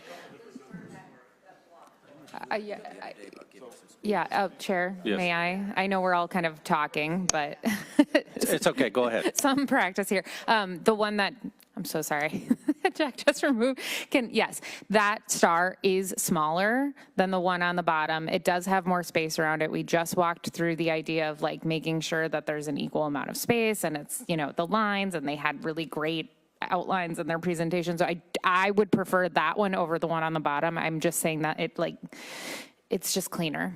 Oh, good, enough said, leave both. We're going to vote right now, so, yeah. I just wanted to make sure that there was flexibility. Please, Denise. Remember, we talked about the borders and all that stuff. So the bigger star down at the bottom, could you make that a little bit smaller so it would fit in that it wouldn't lose like the definition of the points? You're talking about F 1953-18? Yeah. Do you want to make the star smaller? If you made, I'm asking you the question. Yes. being that you're Don't blame me. If you make that small, if you make the star smaller, but you still have the definition of the points, with that. Wouldn't it be the one that is on top? Is that what you're saying?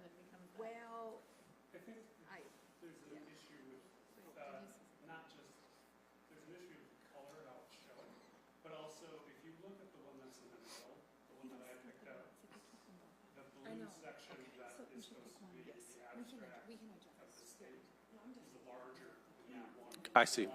I gotcha. So Denise, to your question, yes, we can. We're going to vote, and then if that one is still there, we're always going to have an opportunity to tweak and make little things. Thank you. Yes, always, always, always. Nothing is set in stone here. Okay. They should be that should be one, not two, Okay, because it'll split the votes then. I got you, thank you. Can we choose one between those two, smaller or bigger star? So we don't split the votes. I would choose to do the smaller. You said bigger? Yeah. Okay, so, anybody wants to break? Huh? We can start bigger and then. No, it's okay, 1-1. What else? Well, I mean, I don't want to split the vote for one. Have one, have it in I the. think it's, yes, can we vote on that? Just because I don't want to split the vote. And Sounds good, let's vote. moving forward. Let's do a quick vote here, just go ahead. So I'm just curious how the voting is going to work at this point. Again, I'm a non-voting member, but just with, you know, there might be, I suspect there are people who might prefer one design over another. They might prefer the one with the shape of Minnesota to the mirror of the sky or vice versa. But with, you know, if you're just going to do the dots on these here, and you could end up with more dots for one of those specific designs, like 2 on 4 of them, so you have 8 total versus, 4 on one of the other ones, and only one. So the one with 4 votes would move forward. Like, it just seems like splitting the votes is a possibility if you're going to use the dot system. Like, is that how you were anticipating doing it, or? Like, Yes. How is the voting going to work? Yes, and it has worked so far. Any other recommendations? Yes. Just a second, we're still working on this. Yes, Chair please. Fitch, it sounded like we were just on the verge of saying larger or smaller stars, so we would eliminate one of the Minnesota That's correct. shaped flags. It could be that we end up, I mean, if we continue that process, with one 20, 100, one 1953, and one 944. To put them in order first, and then we go like that, one by one? And that way, the votes wouldn't be split at all between the basic concepts. I don't know. No. But I think we're trying to find Thank that you, yes. process, yeah. See, I need everybody, I don't have all the answers here. I want, yes. Yeah, so I understood when, with Denise's question, that we would have the ability to fine tune at some point. With the 2 1953s that we're talking about on the left-hand side,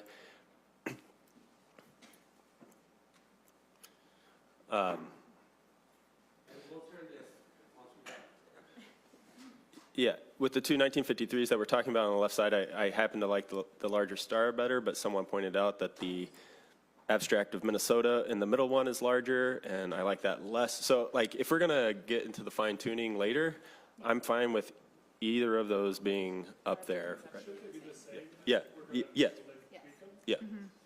great job of doing that. Thanks, Luis.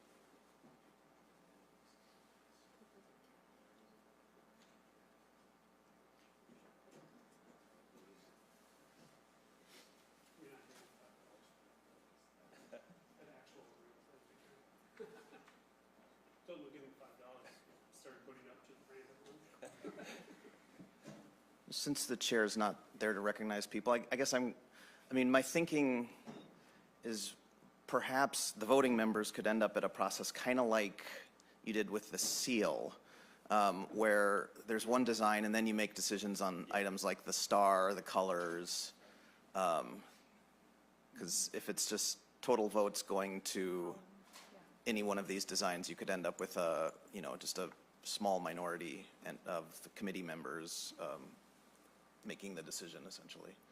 So, I like Mackenzie's vision on this. We're grouping them, as you can see, right? If we want to, we can go and do roll call and vote.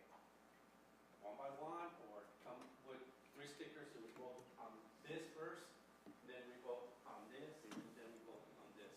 If we get 3 finals, and we vote I would say the mirror one, no, the one over, the mirror, yeah. The top and the bottom can go together. They're the same except for the coloring's different, and I think they can be put together. Sorry. The top and the bottom, yep. This and this, they're Yeah. the same? They're the exact same, just different colorings. So we could maybe put those together like we did with the flags over here. Does everybody agree? The only difference, there's green here, and doesn't have it here. And the stars, and then- yeah. Yes, please, Kim. I am the one that picked the one at the bottom, only You like because, this? Yeah. only because it, to have it next to the one on top because of the gold star, because in the original design had the gold star. That's correct. So it was, That's so I correct. wanted to, if it's possible, what Not Shelley that was it saying. matters, but this is 1, 2, 3, 4 colors. Yes. 5, does not matter, I'm just saying. Right. This one is 1, 2, 3. Do you Yeah. want to put them together? Yeah, because I think she and I were saying the same thing, and that's why we put them together on there. Okay. We like the bottom, but we like the bottom with the gold star like it originally was, so that's why we put the top one there, because the star is Oh, gold. I see, okay. So What just about if I cut this right now and we'll put it here? Perfect, or just color it in. People, yeah, can you pass me the markers? Some markers back there. I got it. Yeah, that one. That's the. Yeah, I knew we were going to get 2 markers. So this is what you're saying.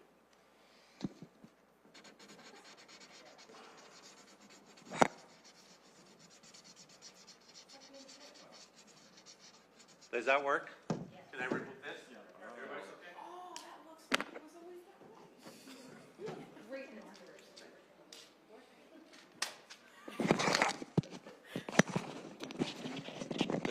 Does this make sense to move and vote? Do you still want to propose to vote? Yes, I think we should. All of us come and vote and for this and see who the winner is? Yes. Yeah, we're open to ideas here.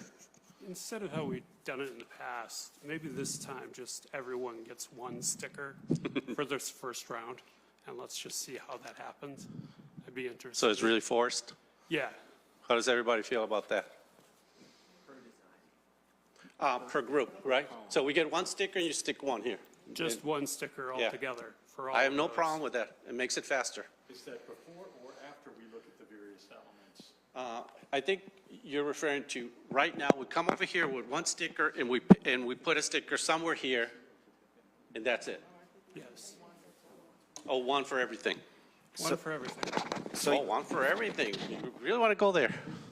I would like to see that outcome because we have gotten into this cycle of trap with having so many stickers in this weird, deformed way of ranked choice voting that doesn't make a lick of sense because we're not electing public officials, no offense, Representative Freeberg, but we're trying to decide these things. So everyone should just get 1 vote. I'm open. here. I'm open. Okay.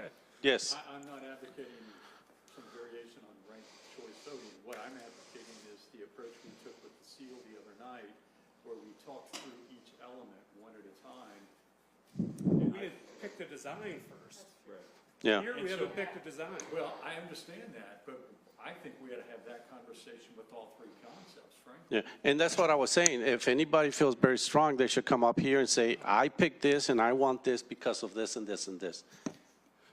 So then do people just want to vote on which group style then? So then we can talk about the elements for which one? 'Cause I guess that's- that's going to take Yeah. forever. Because the seal, we picked 1 design. Yeah. We talked about the elements of it just for 1, not for. How are we doing with time, guys? It's what? Do we feel we can leave today at 5 with 1 flag? How are we feeling? What's up here? Possibly. Do you see Minnesota up here? Yeah. Yes? Me too. I feel that we can, so. I would argue there is one variation that we don't see up there on 1935. 1935. 1953? 53? I'm sorry, yeah, I've already. Can you remind, It's not which even one? dark, and I'm already starting No, to no, change don't worry. So Closing. which variation? Yeah, what I'm looking for is a little bit thinner state, and then the star. Like this one? This is thinner. Yeah, yeah, but with the blue, white, blue on the top, and then the 8-star oriented with the 2 points on the bottom. So Okay, mostly, so yeah. on this next round, if that becomes a final, Okay. can we talk about it and vote for that? As long as we don't, yeah, I just didn't want to lose. No, no, I think we should vote not vote, but at least talk about each of them. Yeah? Yes, please. Just a quick question for the designers in the room. If we're sitting here talking about these things, knowing that you probably, you have them in like Illustrator or something like that, can you, as we kind of narrow, you can start rotating, shrinking? Cool, thanks. I'm laughing because I told that's going to happen. So if you stick it around, you're going to do this. So yes, they will help us do that. They're like, yeah, thank you for bringing that, Lauren. You said it, not me. So one vote, guys? One sticker, I'm sorry, per column. And then we can talk about the final 3 more in depth. So 3 stickers total, 1 for each column. Yes. Per person, okay. And if you want to, we can give you 3 stickers in different colors. So we could say red here, green. What's the easiest? Maybe that we could put if it's per column, they could put, if you want it black. We're doing Okay. We're going to do it a different way. Oh, I'm okay. So I'm confused. I imagined this differently. We're not, no, I think we come here individually with your vote. And if this got 5 votes, this is the one. Yeah. Not per which column. We're not there yet. Does that make sense? So we come, and we can only vote with 1 here to choose the winner here, the winner here, and the winner here.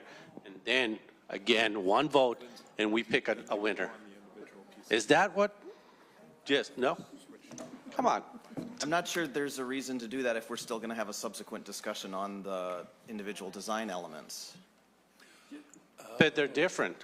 I think this is totally different than this for me, and then this, just because of the star. Same with the one on the right, and this because of the color. To me, they're different. So I think we do need to talk once we're getting into the final top 3. And can we withhold our stickers? Say if we don't want to vote for anyone in that column? Yeah, I mean, Can we only that's use your 2? choice. To use 2 of the, Oh, throw our and weight jump behind into- 2 of the designs instead of the 3rd? You understand what she said? You can only use 1 in each column. But do I have to use all 3? Use 1 in one. But you can't bring the Right. vote. Right. No, I wouldn't transfer it, but just saying I'm only going to use 2 because I only want to see 2 advance. This democracy and live here. Chair Fitch? Yes, please. Philip, see, this was your idea, so you Yeah, got to this finish it. If this goes great, it's Chair Fitch.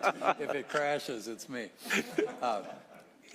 Are we essentially saying we're leaning toward, let's not call them numbers now, the flowing one, the right column, the middle column, or the Minnesota column? It seems like, yes. And we know that there's going to, no matter what we do, there will be tweaks to our personal favorite when we get to that point. Is the biggest distinction right now between each of those 3 flags, and maybe we should cast our votes to a column.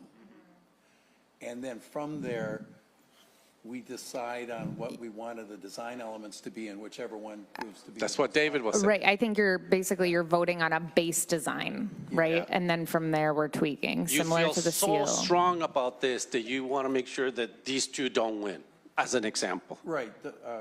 I guess what he's I think saying. you were saying, I don't need to vote on one of We them. already talked about that as an option. We were Chairman? ready to Yes. move on to do this by column.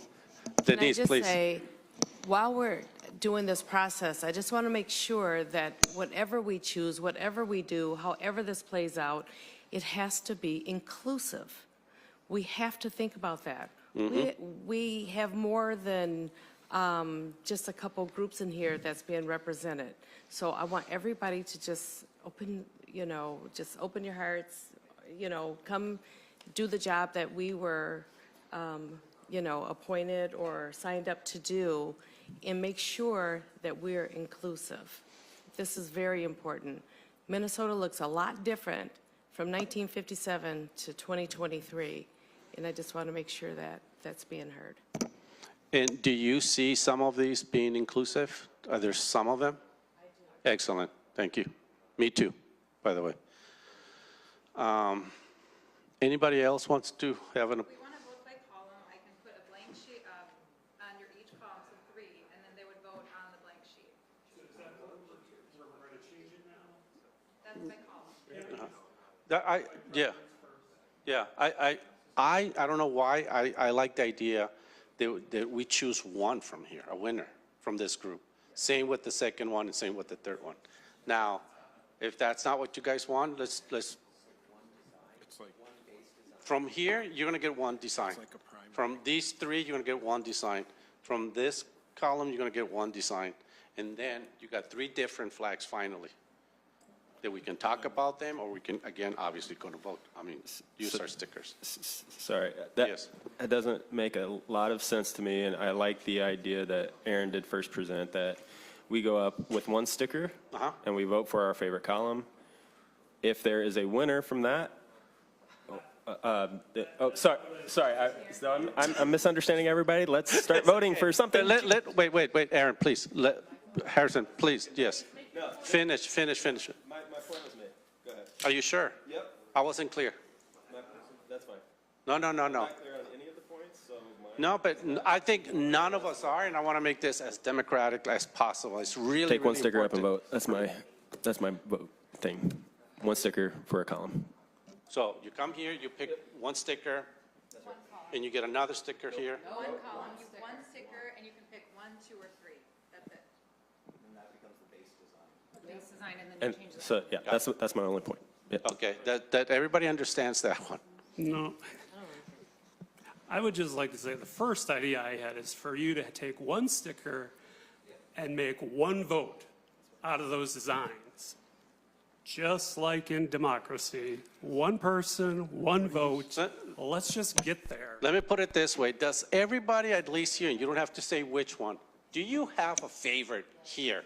1 favorite? No? Yes or no? Come on. Okay. How many people have 2 and how many people have 1? Okay. Yeah. Chair Fitch, as I understand it, though, if we pick our favorite from each of us, and I don't know how many of us are voting members now here in attendance today, it might be 12, right? I don't think there's a chance we could not learn anything by voting our favorites and all flags having 1 vote. What happens then? Or it's diffuse enough that it's 3 and 2 and a couple of 1s and a couple of 0s. We eliminate the 0s, I suppose. And maybe that's possible. But voting on our single favorite with a small number of votes, I think, causes an issue.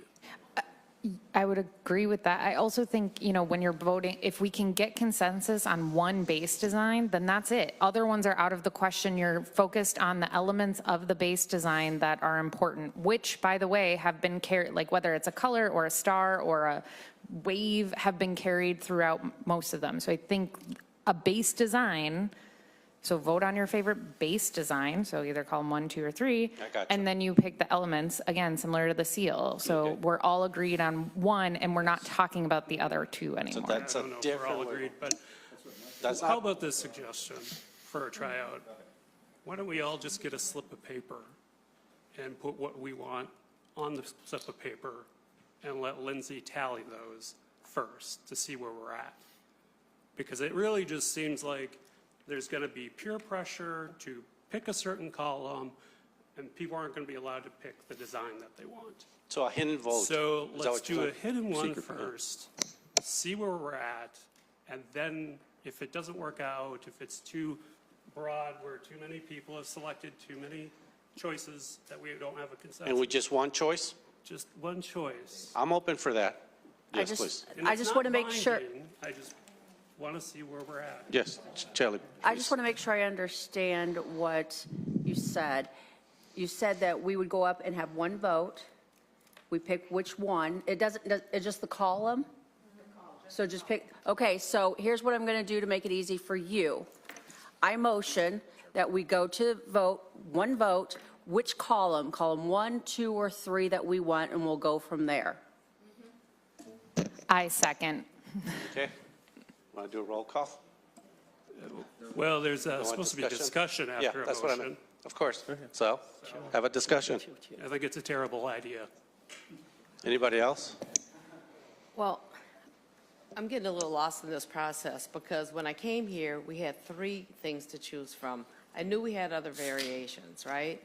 But it just feels like things are a little convoluted all of a sudden. I mean, I'm just uncomfortable with you know, what we're talking about doing right now, because I'm not understanding, like, you just want to pick, and I'm almost like, I'm so afraid, like, of course, I'm just so afraid that you'll pick the wrong, well, not the wrong one, but you'll pick, okay. No, not we, us. Yeah, I understand. Yes. I understand, but I'm only one person, you know, representing a whole lot of people, and I'm just saying, and there's of course, there's a lot of expectations of that. So I want to make sure that I'm doing what I'm supposed to be doing. And with that being said, so I'm just thinking, so if we come in and we pick the far left one, so is that this the column. only one that we're going to be discussing? That's the only one that we're going to talk about? In theory, That's the- this what's in motion. Okay. Yes, Secretary of State.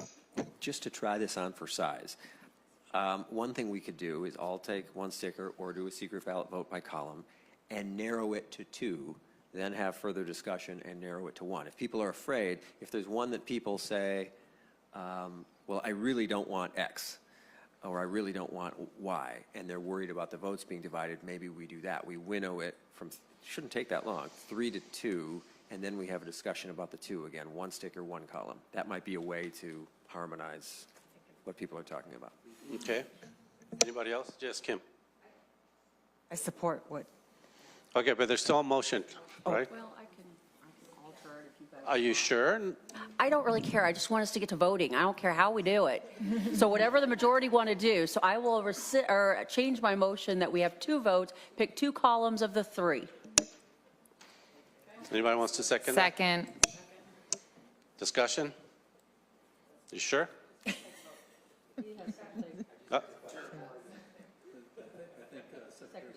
I'm sorry, Secretary said yes. As I was originally thinking about it, we'd all get 1 vote, not 2, 1 vote, 1 column, and then we decide who's in the top 2. And then we have another round of discussion and do 1 vote to choose the base design of the finalist. That's what I said the first time. Okay, I missed that, okay. I Just understand. We needed to go through this, Yes. guys. There's no other way. Yeah. I understand that, and I will, It's funny. that will be the motion, yeah. I understand what you're saying. Yeah, all in favor then, to this? So it's 1 vote. The top 2 columns we'll discuss. Yep. Okay. Can I turn this to the media, because they're dying for pictures? Just for a few minutes. Yeah? Okay.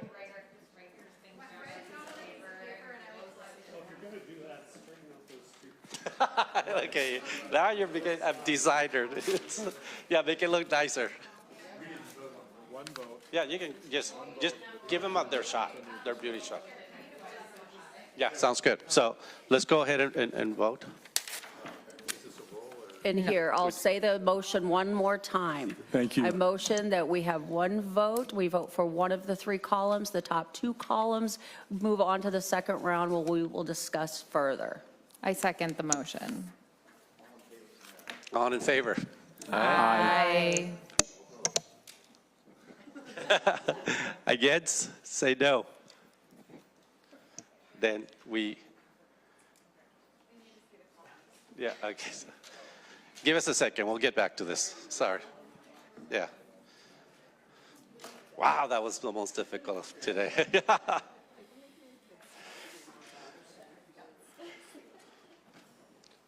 Real good?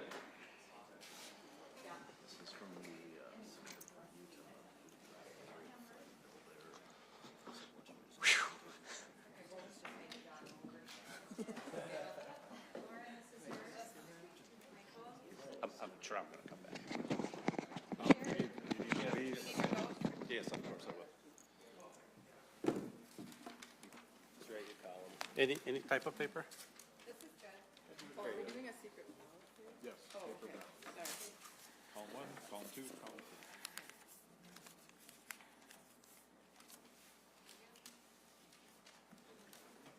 3. Feel the same way. We all feel.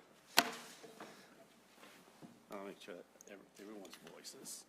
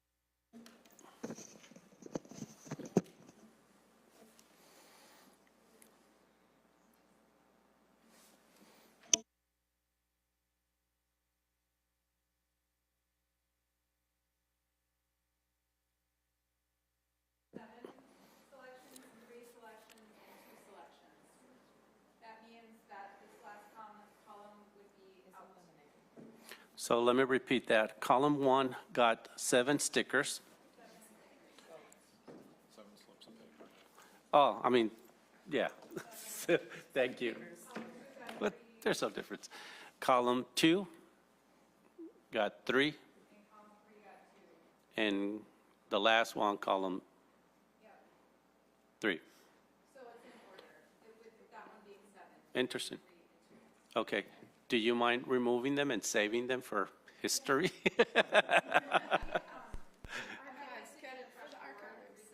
Awesome. I'll help you out. Thank you.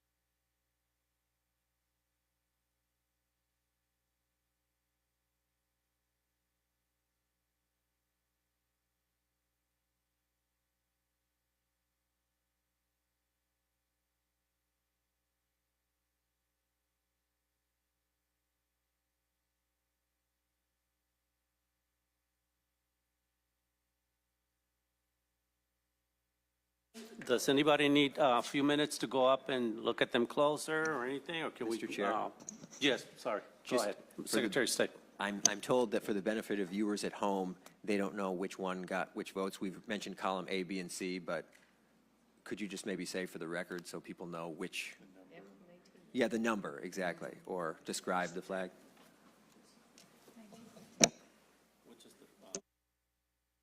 I can see a unity of couple. So Minnesota. it's, the first column is 1953. Again, the first column is 1953. And in this particular column, there's still 6 variations of 1953. In the second column that we have, it's 944. Again, 944. And there is 3 flags with different variations.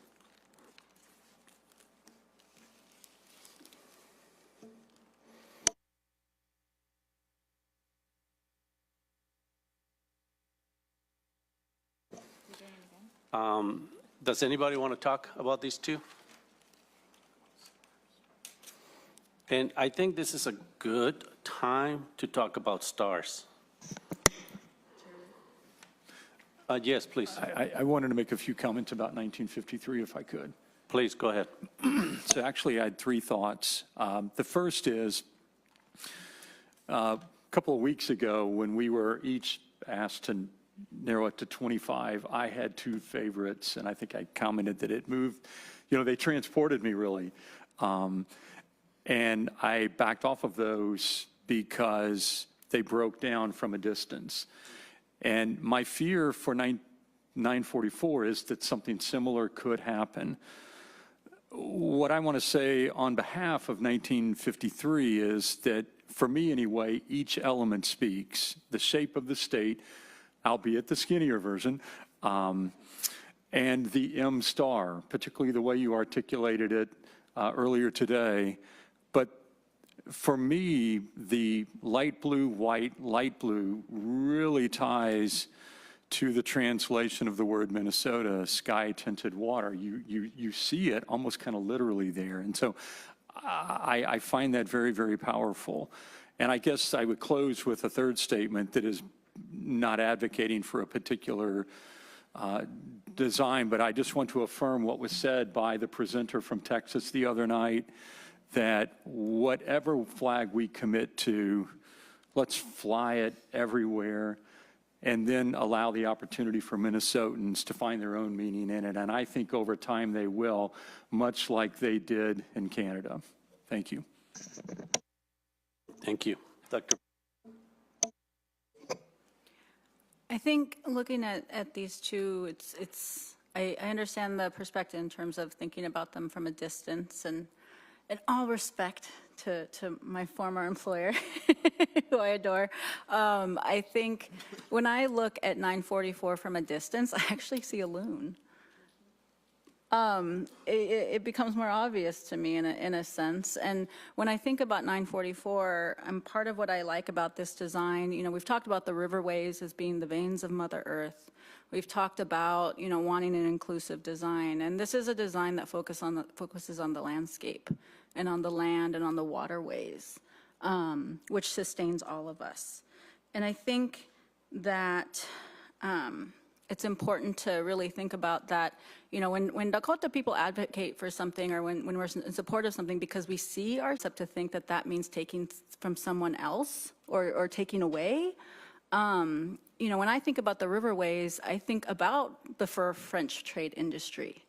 And I think about the history of this state as tied to the river. That's why we're here. That's why we're here in St. Paul. And I think that that is very symbolic of who we are as a state, and I think it's very inclusive, and I think it's beautiful. And I'll just mention again, I think hearing from those kids in terms of seeing something differently, I think 1953 is fine. I'm not overly impressed. I mean, I feel like it's an exciting time to really think about doing something different. If you don't mind. Thank you. Anyone else? Yes, please. I think I could reasonably claim the least amount of confidence when it comes to visual design principles. Well, okay. Isn't it funny? We're both musicians, too, so we've got good ears. Maybe the eyes we're just not as confident with. And I had this thought before. We saw the brief video on YouTube about Canada, and it's funny, when they raised the Canadian flag that had 3 leaves on it, it was such an affront and said so much more than it needed to. It told us too many things, and in a sense didn't allow us to read into what we wanted. And for me, the 1953 that has the implied shape of Minnesota with the 8-pointed star that could become the Minnesota Star might say a lot more by saying less. It's like haiku versus a sonnet. And I appreciate that part of the flag. Thank you. Anyone else?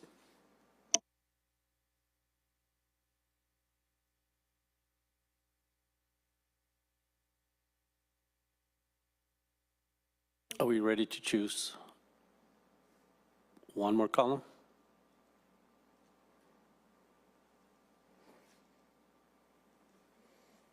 Yes, please. I really don't have an answer for this, but I mean, I think the river is so critical to Minnesota, and it's so important in so many different ways, but I also really like 1953, and I don't know if there's a way to combine them or if anybody feels strongly, but I know, I'm sorry. I feel like there is like the piece of 1944 that I think does resonate is the beauty of the swoop, if you will, and it's the movement. And I think, 1953 doesn't have a lot of movement in it, so I can understand where both camps sit, but I don't know. That's just my 2 cents. It really, I didn't drive the conversation in any particular direction. I, in fact, split it right down the middle, but I do think they both are valuable and both tell a great story. I just wish we could mash them together.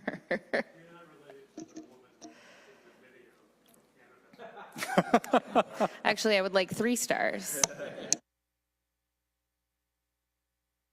There's a couple of requests for the flag simulators. There's, if anyone in particular have anything that you want to see before we move to the next column. Jack, it's the first one. I don't know what number it is because I'm losing now. The first top left, that one. Yes, thank you. Yes, thank you. Yes, take your time, please.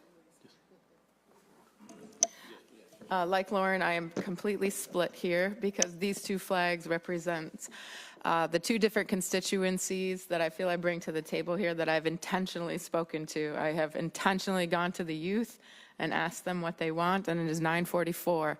And also coming from southern Minnesota, a very rural and agricultural part of the state, many people said, we want agriculture, the land, represented on our flag. Please do not forget the farmers. And so 1953 does represent that. So I too am split. I see the benefits of both flags. Yes, please, sorry. Yeah. I was just messaging with Becky Mitchell, the curator for the Becker County History and Science Museum, which is hosting the flags up on display. And was asking her what the turnout was for flags and responses, and then also her own, because she is an artist and a designer herself. And I asked her, 2 questions. Which one do you like the best? Which one are people that are coming through and visiting like the best? I guess it's 3 questions. And then, what do you think will work the best? And she said it was about half and half of the visitors liked both.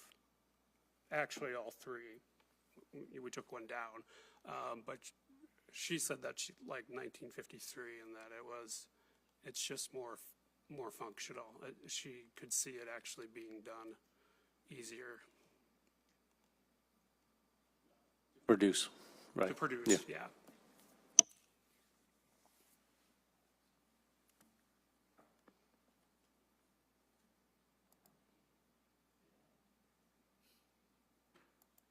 Does anybody want to make a motion for the second round, to delete or to vote for one of the columns? I'll move. Aaron, moving. Anybody wants to second that? Second? Is the motion for voting again on one of the other columns? To delete one column, that's correct. Yes. I would second that motion. Yes. Thank you both.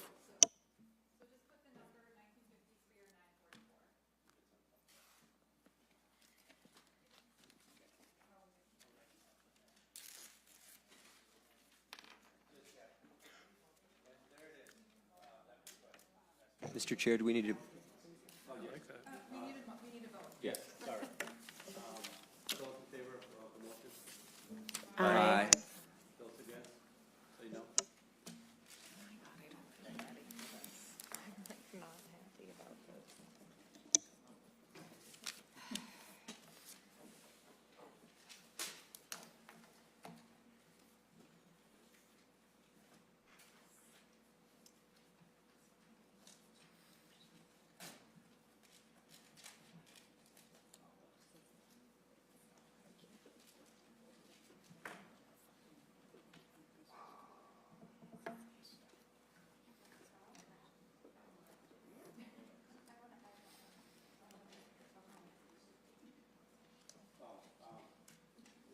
Let's be clear.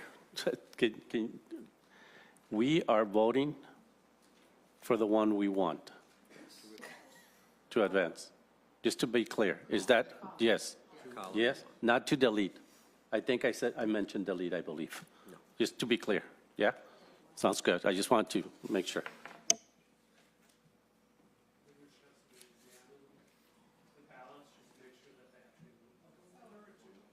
It's not one or two, it's columns. What was that thing called when it was hanging?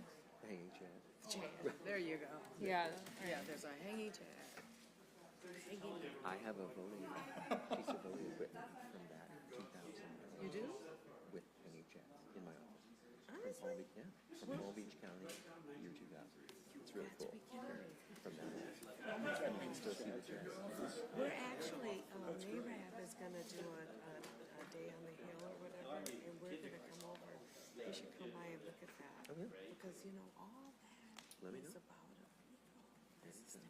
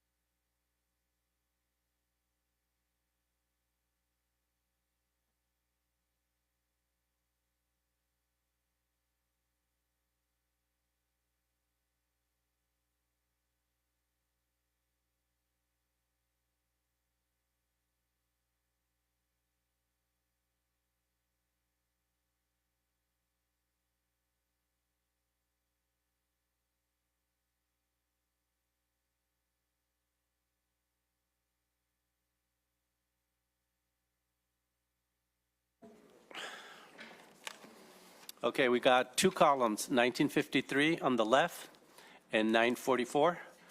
1953 got 10 votes, 944 got 2 votes. I'll repeat that. 1953 got 10 votes, 944 got 2 votes. Thank you. Thank you. Take a minute for the media to see what. Yeah, you can.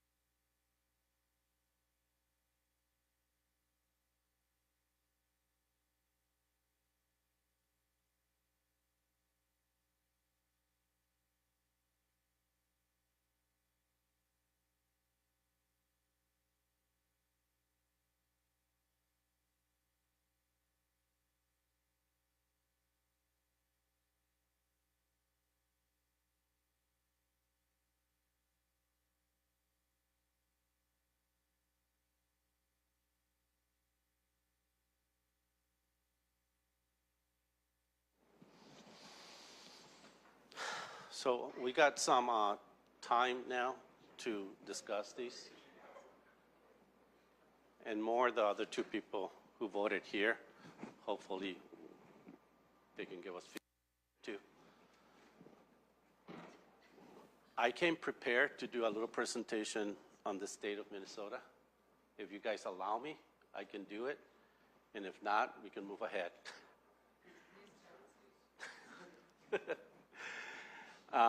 So is that okay? It won't take that long.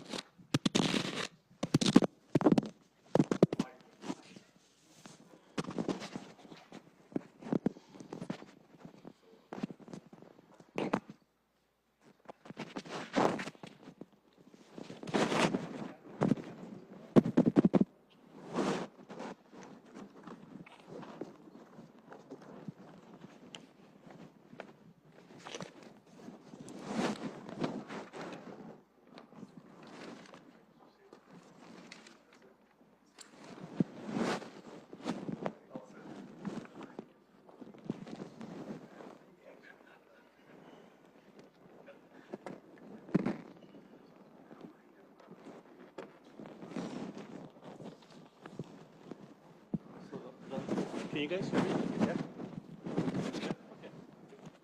So the last thing I want to do is have more options, hopefully. No, what? No, they're not options. We're here. Yeah? Yes. Can you hear me? Yeah. You can see that there's difference here now. Right? The most important thing, and a lot of people have mentioned it.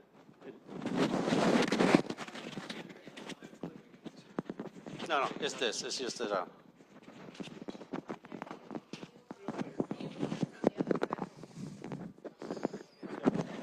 How's that? Is that? Yeah.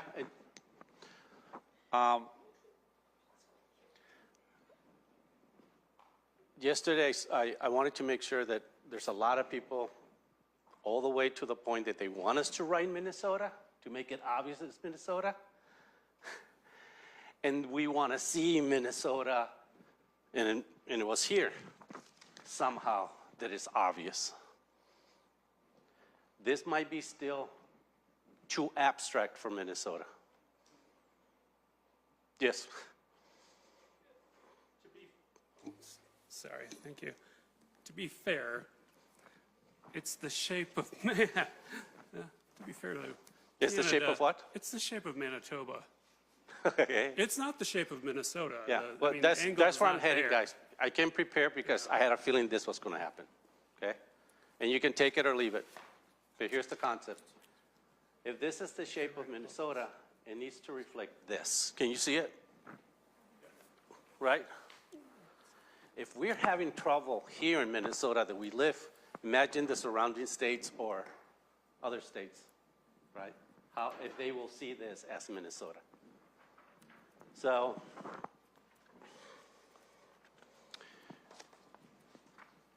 you can see how much territory we're missing to make it Minnesota. And you might say, wow, he's exaggerating, right? Is there a way to fix this? And then that's how it looks with the star, right? So that's one issue. And I'll get back to this for comparison. So an alternative to make it more Minnesota, or more truly Minnesota, or a lot easier for people to read it as Minnesota, without really changing that much these three lines in the colors. I'm not even talking about the star, I'm just talking about the shape. If we go back and just bring this down, meaning if we bring this point down to this column, and I'll show it to you in a second. Tell me if it looks more like Minnesota or not.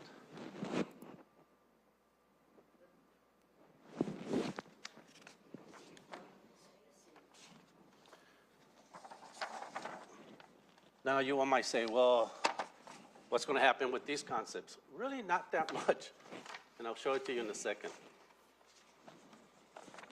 And I picked this star.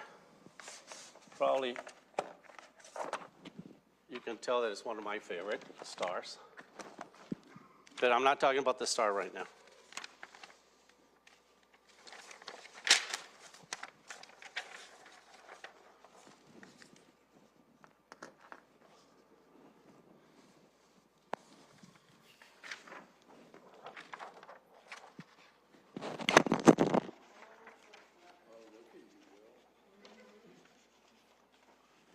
So that's what we have here. You see it, right? Yeah. What is cool about this is that we can do the 3x5, the 1x1. Remember I was saying we can have a square, we can have all the sizes that we want, right? But does this read Minnesota? That's the question for you guys. And I propose this one.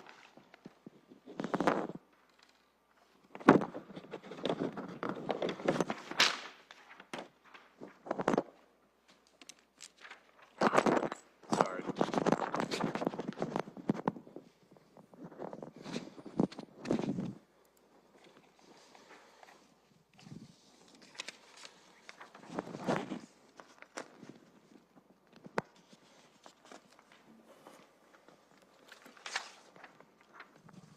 So you might say, wait a minute, if you're proposing this shape for the state of Minnesota, what happens to this? Well, let's try it.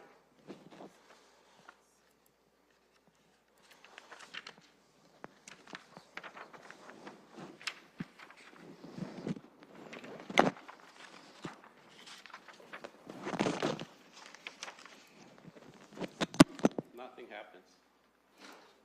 You still get the 3 equal columns. And it lines right here. Same place. Nothing happens. And I believe it's a better. Oh, thank you.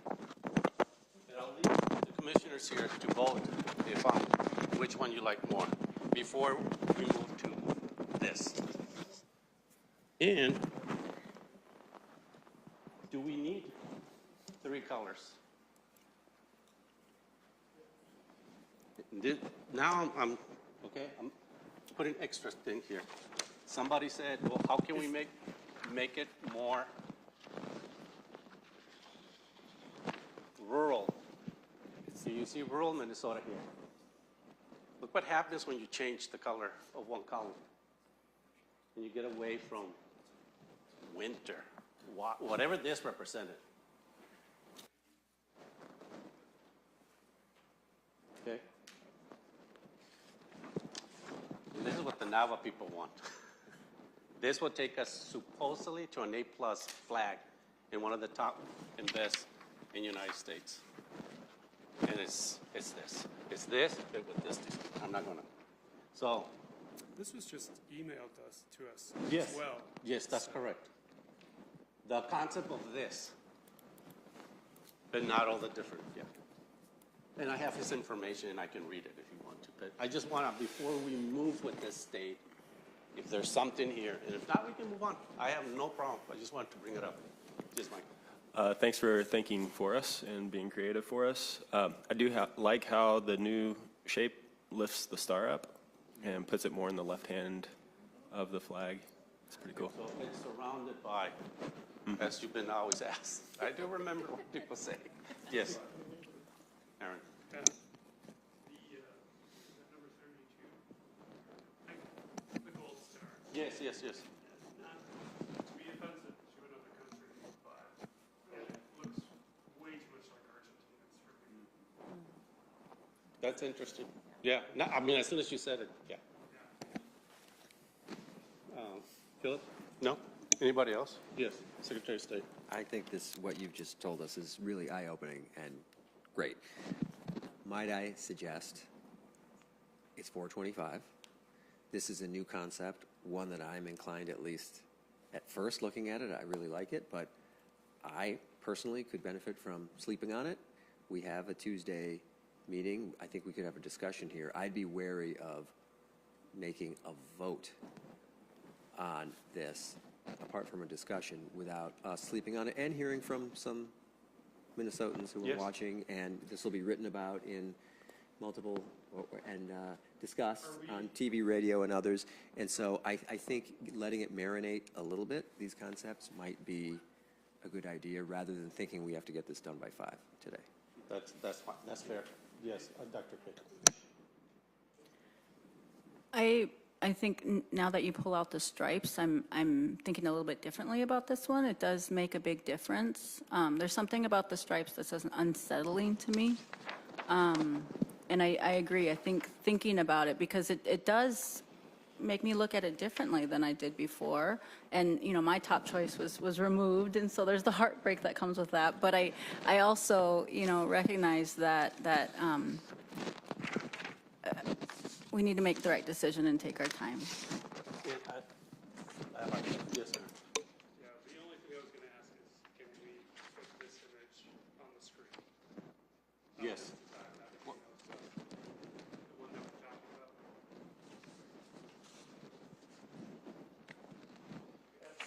Do you have it? Do you have it somewhere?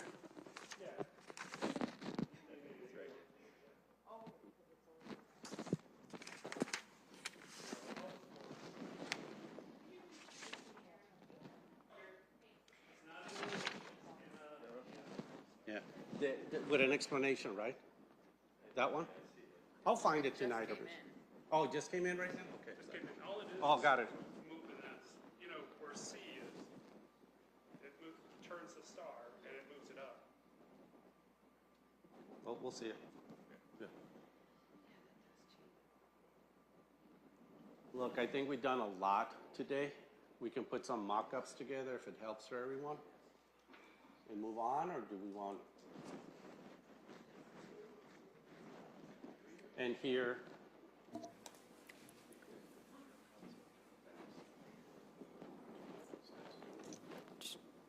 Yes. I guess if we're going to consider just some alterations to a design anyway, maybe we could take a little time to eliminate some of these, just officially eliminate some of them. Sounds good. Representative Mike Freeberg. Yeah, sir, I do wonder if we could, like, make a decision on some elements of it, like the star, for example. I feel like that's maybe a decision we could still have today, and then we'd see fewer mock-ups at our meeting on Tuesday, assuming we go that route.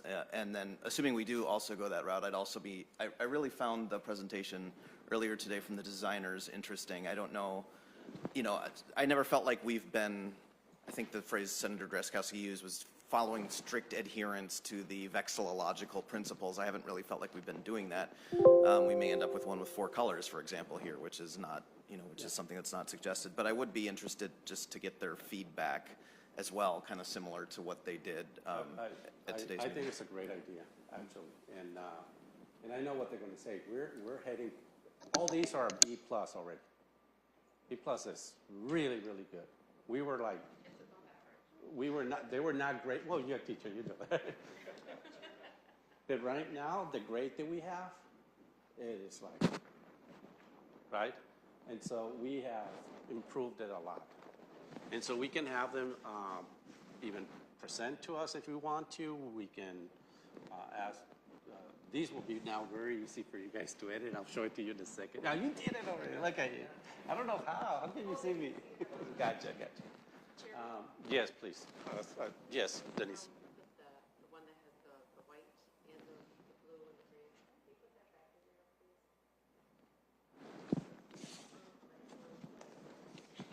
please? This one, on which one? On this one? Yeah.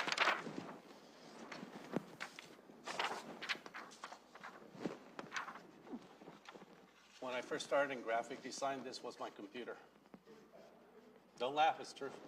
This is the way I used to do things. So, is that, yes, Secretary of State.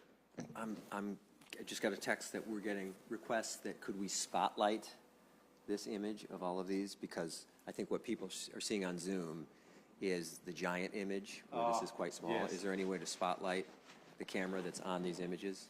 Yes, I just switched it. Oh, sorry. This is someone saying that, yeah.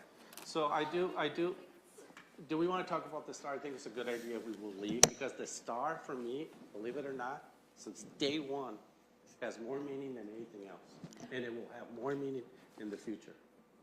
Yeah, and Chair, I mean, I don't know if it's worth it, but could narrowing color, like, it doesn't have to, I don't care about the PMS at this point, but just like how many colors we want might be Like, do helpful. we want 3 colors and 2? Right, I feel like that would, because otherwise we're going to end up with however many variations again, which might make it more difficult. Yes. If we're going to have stripes, I guess I'd really like the 8-point star to be set on 2 points so that they line up with that angle, with the one stripe coming in, with the middle stripe coming in, if we have 3 stripes. This one? Yeah, I'd rather have it in the other section. Not sure I understand. Oh, this over here? Yeah. If we have the star there. Okay, gotcha. So Okay, if there's 3 3, stripes. you prefer this here. Yeah. And do you have a preference over here? I prefer just a solid color with that one. Okay, that's an A+. So you know. Yeah, I just, And this is an A. Just saying. This is an A+ right here. Aaron, you mentioned that you were concerned, that you had a feeling. This is very important, what he said. I didn't want to talk about it because it was too early. He feels that he's seen this. It's very normal. There's nothing. Everybody goes to symmetry. And symmetry is the most beautiful thing. And you don't question yourself. When you see symmetry, you don't question yourself. You question yourself when you don't see symmetry. This is asymmetrical, but not in a bad way. You start thinking, why did they did it like that? And that clicks faster, telepathically, or communicates faster, that we did it for a meaning.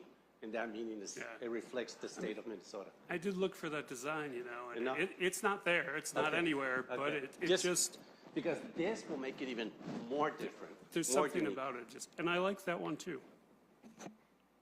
I do prefer that it would be on the 2 points. And so. And in white. Yeah. I do not want, I said it, I think our first meeting, I Yeah, don't white, want gold yeah. stars.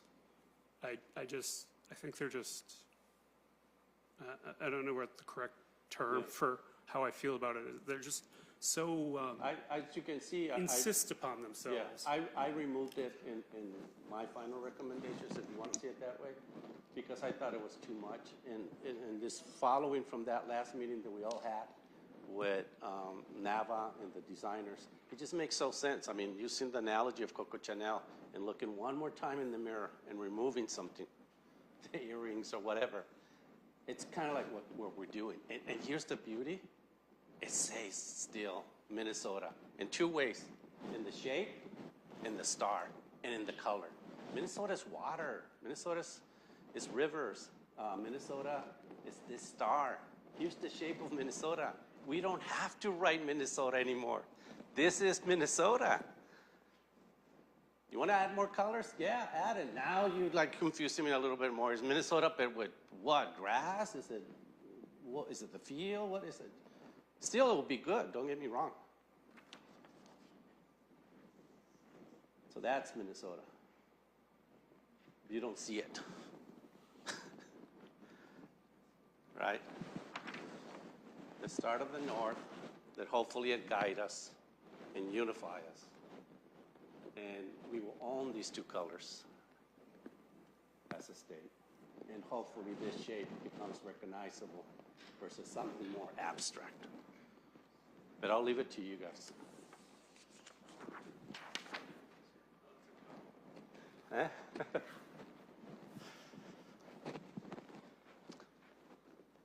Comments? Thanks for that great presentation. And it's always nice to be a student, you know, not always a teacher, but I really think that with this presentation, I still would like to see green in it. Mm-hmm. We have, our land is so precious, and we have, 100%. you know, I think it just kind of crosses all barriers, everything, from the top to the bottom. So I would advocate for us to always make sure we keep the green in it.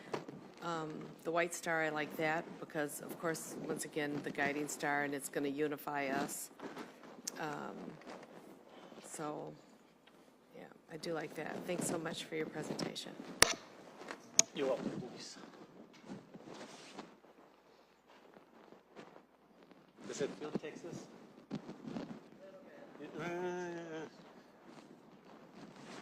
Yes, please.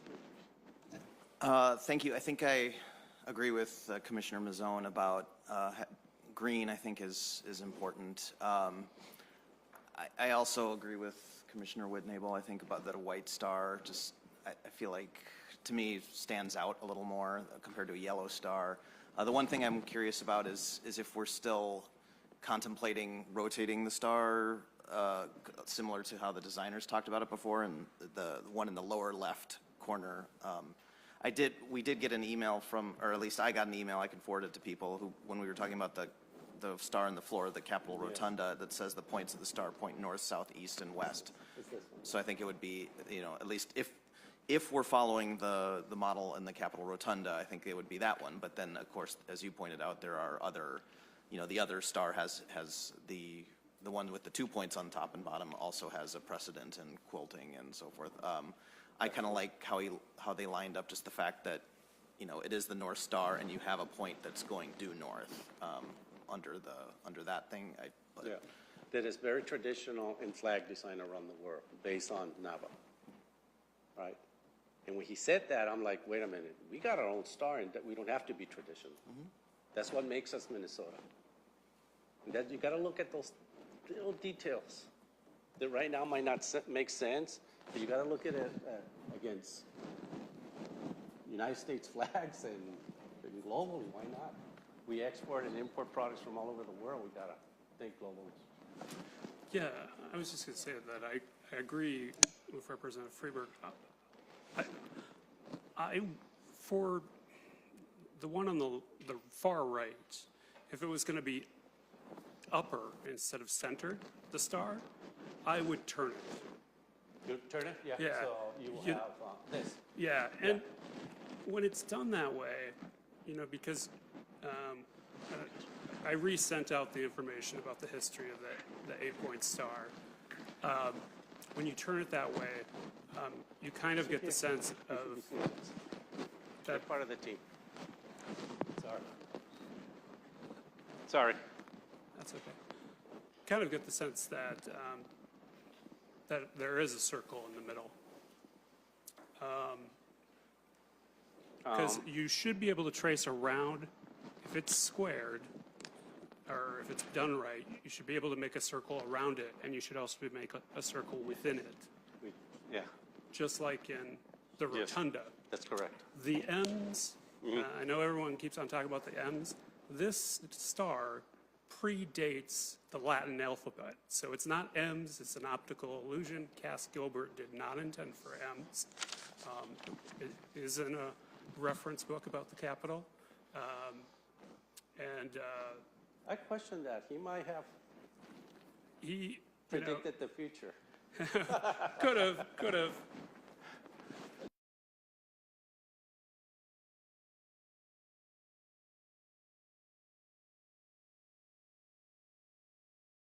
I think it's a good way to do it. If it was centered and if we had 2 colors, stripes, I'd probably like it to be down on the 2 points. So how about if I propose this? Oh, sorry, Vice Chair. Yes. As a girl who loves symmetry, yes, I was a little jarred at first by you wonkifying that shape. But as you pointed out, when you make it asymmetrical, I double look at it, and then I see Minnesota. So you're right, it makes me look, because I'm wondering, why isn't it symmetrical? It bugs me, and it makes me look again. So I do like what you've done there. I like how it elevates the star, because we are the North Star. I advocate for keeping the green, not only, Denise, because it represents the land and agriculture, but it represents our forests as well. So in a sense, this unifies Minnesota, north and south. No matter where we live, we have land, and whether that's the prairie, where I'm from, or the forests up north, I advocate for keeping the green. Thank you. And I want to clarify, that was not my idea. I've done projects where I have to do this, and I've hated it. For those projects, I thought it was appropriate, and somebody else submitted it 2 days ago, and we will get credit to that person, and he explains why. So just wanted to make sure. I don't want him to be mad right now with me. Yes.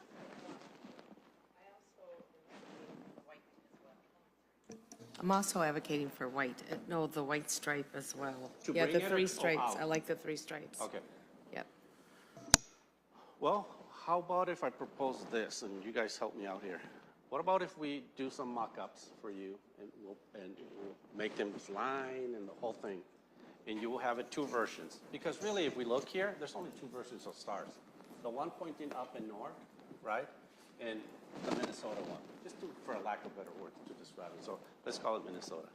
And then, if you really want to keep this compared to this one, we can do 2 mock-ups. If not, we can move ahead with that one only, and then explore the A+, the B+, and if we bring 3. Well, I'm exaggerating. Everything is an A if we do it. Come on. That's they're getting 2 A's. If we believe in it. Yeah. Chair Fitch, Yes, do you think there might be a consensus around the asymmetric, more Minnesota-shaped left side of the flag versus the symmetric one? Are we in a position to agree upon that today? I don't know where we're feeling. Internally? No, that's fair. It's That's up fair. to you guys. If not, Okay. let's do some mock-ups, let people marinate it out there. Let's get feedback from Okay. audiences out of here, and then we can make a better decision. Is that okay with everyone, or do we need to? Yeah, excellent. Okay. Yes. We are going to get rid of the gold star, though. I believe so, yeah. Does anyone Okay. want to defend or talk about the gold star? So no gold star. Okay.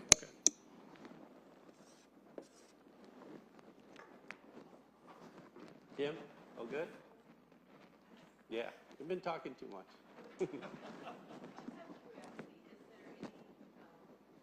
Oh, I'm sorry, thanks, Secretary.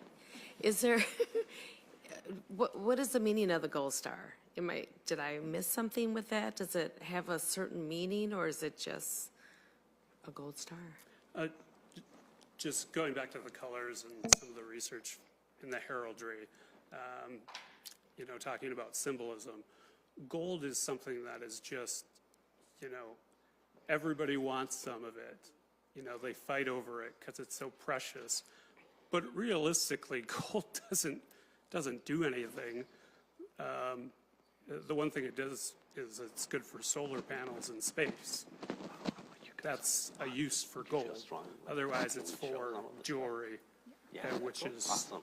And if you want to more like vanity. It's more of a symbol of vanity than it is anything else. And the white star would be closer to how the star looks at night. Even if I don't know what we have for samples over there, but on the American flag, when it's sewn, it's not actually just a white, it's a white that shines. So at night, there is a shimmer to it, to those stars. And white is a sign of purity and water.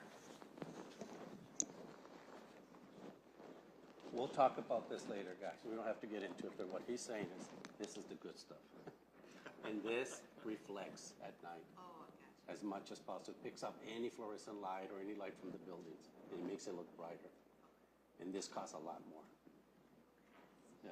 Not that we can't afford it. I mean, we got a surplus, right? So they can go for the good stuff now.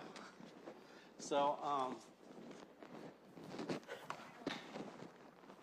our greatest team designers, they're like on top of things, and they went ahead and have mock-ups, at least flat mock-ups of everything we've been talking.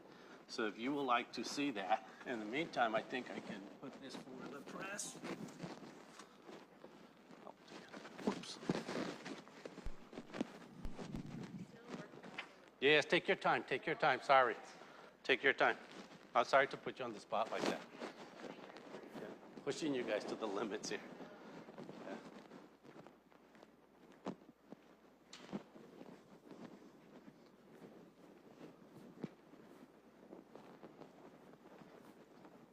And again, we don't have to make any decisions right now, other than, I think we've done really good decisions. Yes, please. I'm open. I think face-to-face has been working very well and faster. Digital's going to be a little bit tough, but I'm open. Does anybody? I'm flexible. Blocked off Tuesday morning. Yeah, I mean, just kind of, just ask. Yeah, go ahead. That's fine. Thank you. So we have our meeting set for Tuesday at 9 o'clock, 9 to 10:30 next week. It's currently virtual, and I'm wondering who is available to meet in person versus virtual? Are there opinions, availability? Should we just go down the Kim, virtual, in person? Either? Either. Yeah, Shelley? I should be okay in person as long as it doesn't go past 11. Okay. A little bit of travel involved, but I think I could be here in person if You could be that's in possible. person? Yep, yep. Okay.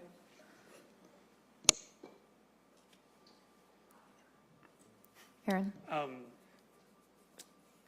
I had to borrow money just to come down here this time from family, so, and with my PET scan results showing cancer, I don't know what I'll be doing next week, so I can certainly try to be here, but I'm still waiting to hear back from what we're going to do for surgery. Okay, thank you. I can be here. Okay, I can be here. yeah. I'm a road warrior. I can be here. Okay. Please, you're open. Yes, just to confirm, Tuesday, December 19, is that correct? Correct. Yes, I can be here too. Yeah, I can be here. Lauren? Yes, I can be here. I could be here too. I'll be here in person. I can as well. And if, Aaron, we can pitch in, we can get you here. That's not a problem.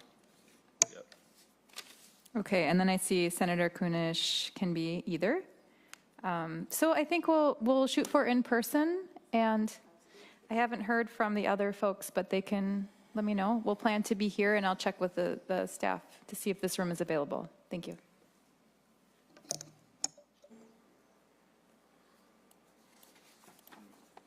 Do you need a little bit more time, or? Of course, I know you guys.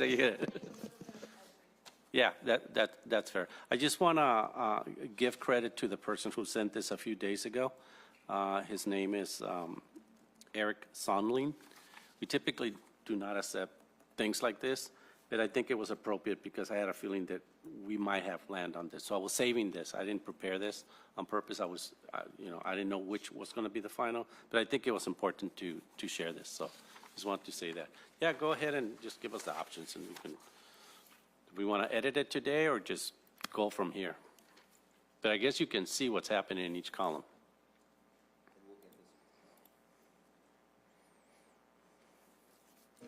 Chair Fitch, may I just ask a quick question of the designers? Please. How are you determining the proportion of the Minnesota figure? Is it the base half of the flag, or it must be, it seems consistent when we see these?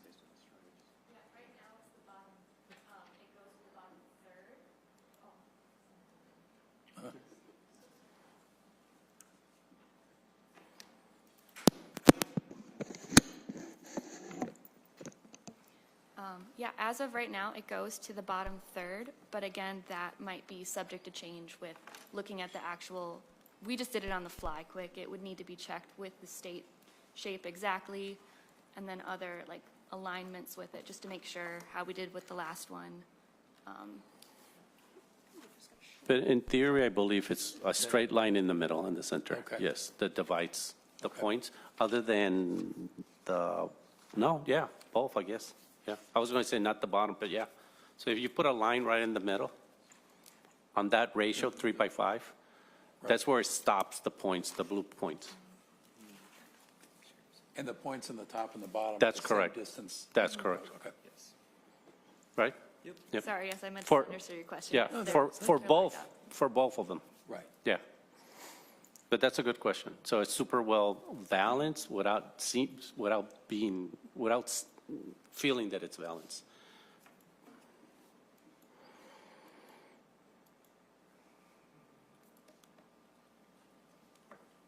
Do anybody has more questions? Do we all feel happy? Can we move on? Go ahead and we'll have mock-ups and be more focused. I think any of these can become the next state that represents us. I mean, the next flag that represents us for Minnesotans. And so let's marinate these for a couple of days. I think it's important. And then let's hear what the public and the people from the state of Minnesota have to say. So I think it's important. So just to clarify for next week, meeting in person, should I assume it's from 9 to 11, just to give an extra half hour in the room?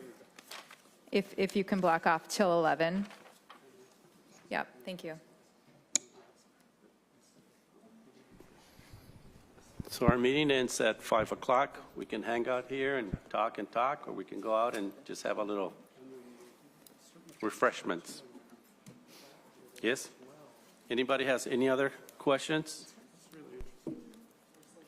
Any other questions, suggestions, anything?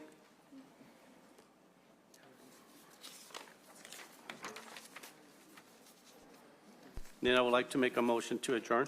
Wait, one question for clarification. Sorry. No, go ahead. Dr. Bean and I were just talking. You're going to consider both star concepts, right? This is just what you had time to do. Okay.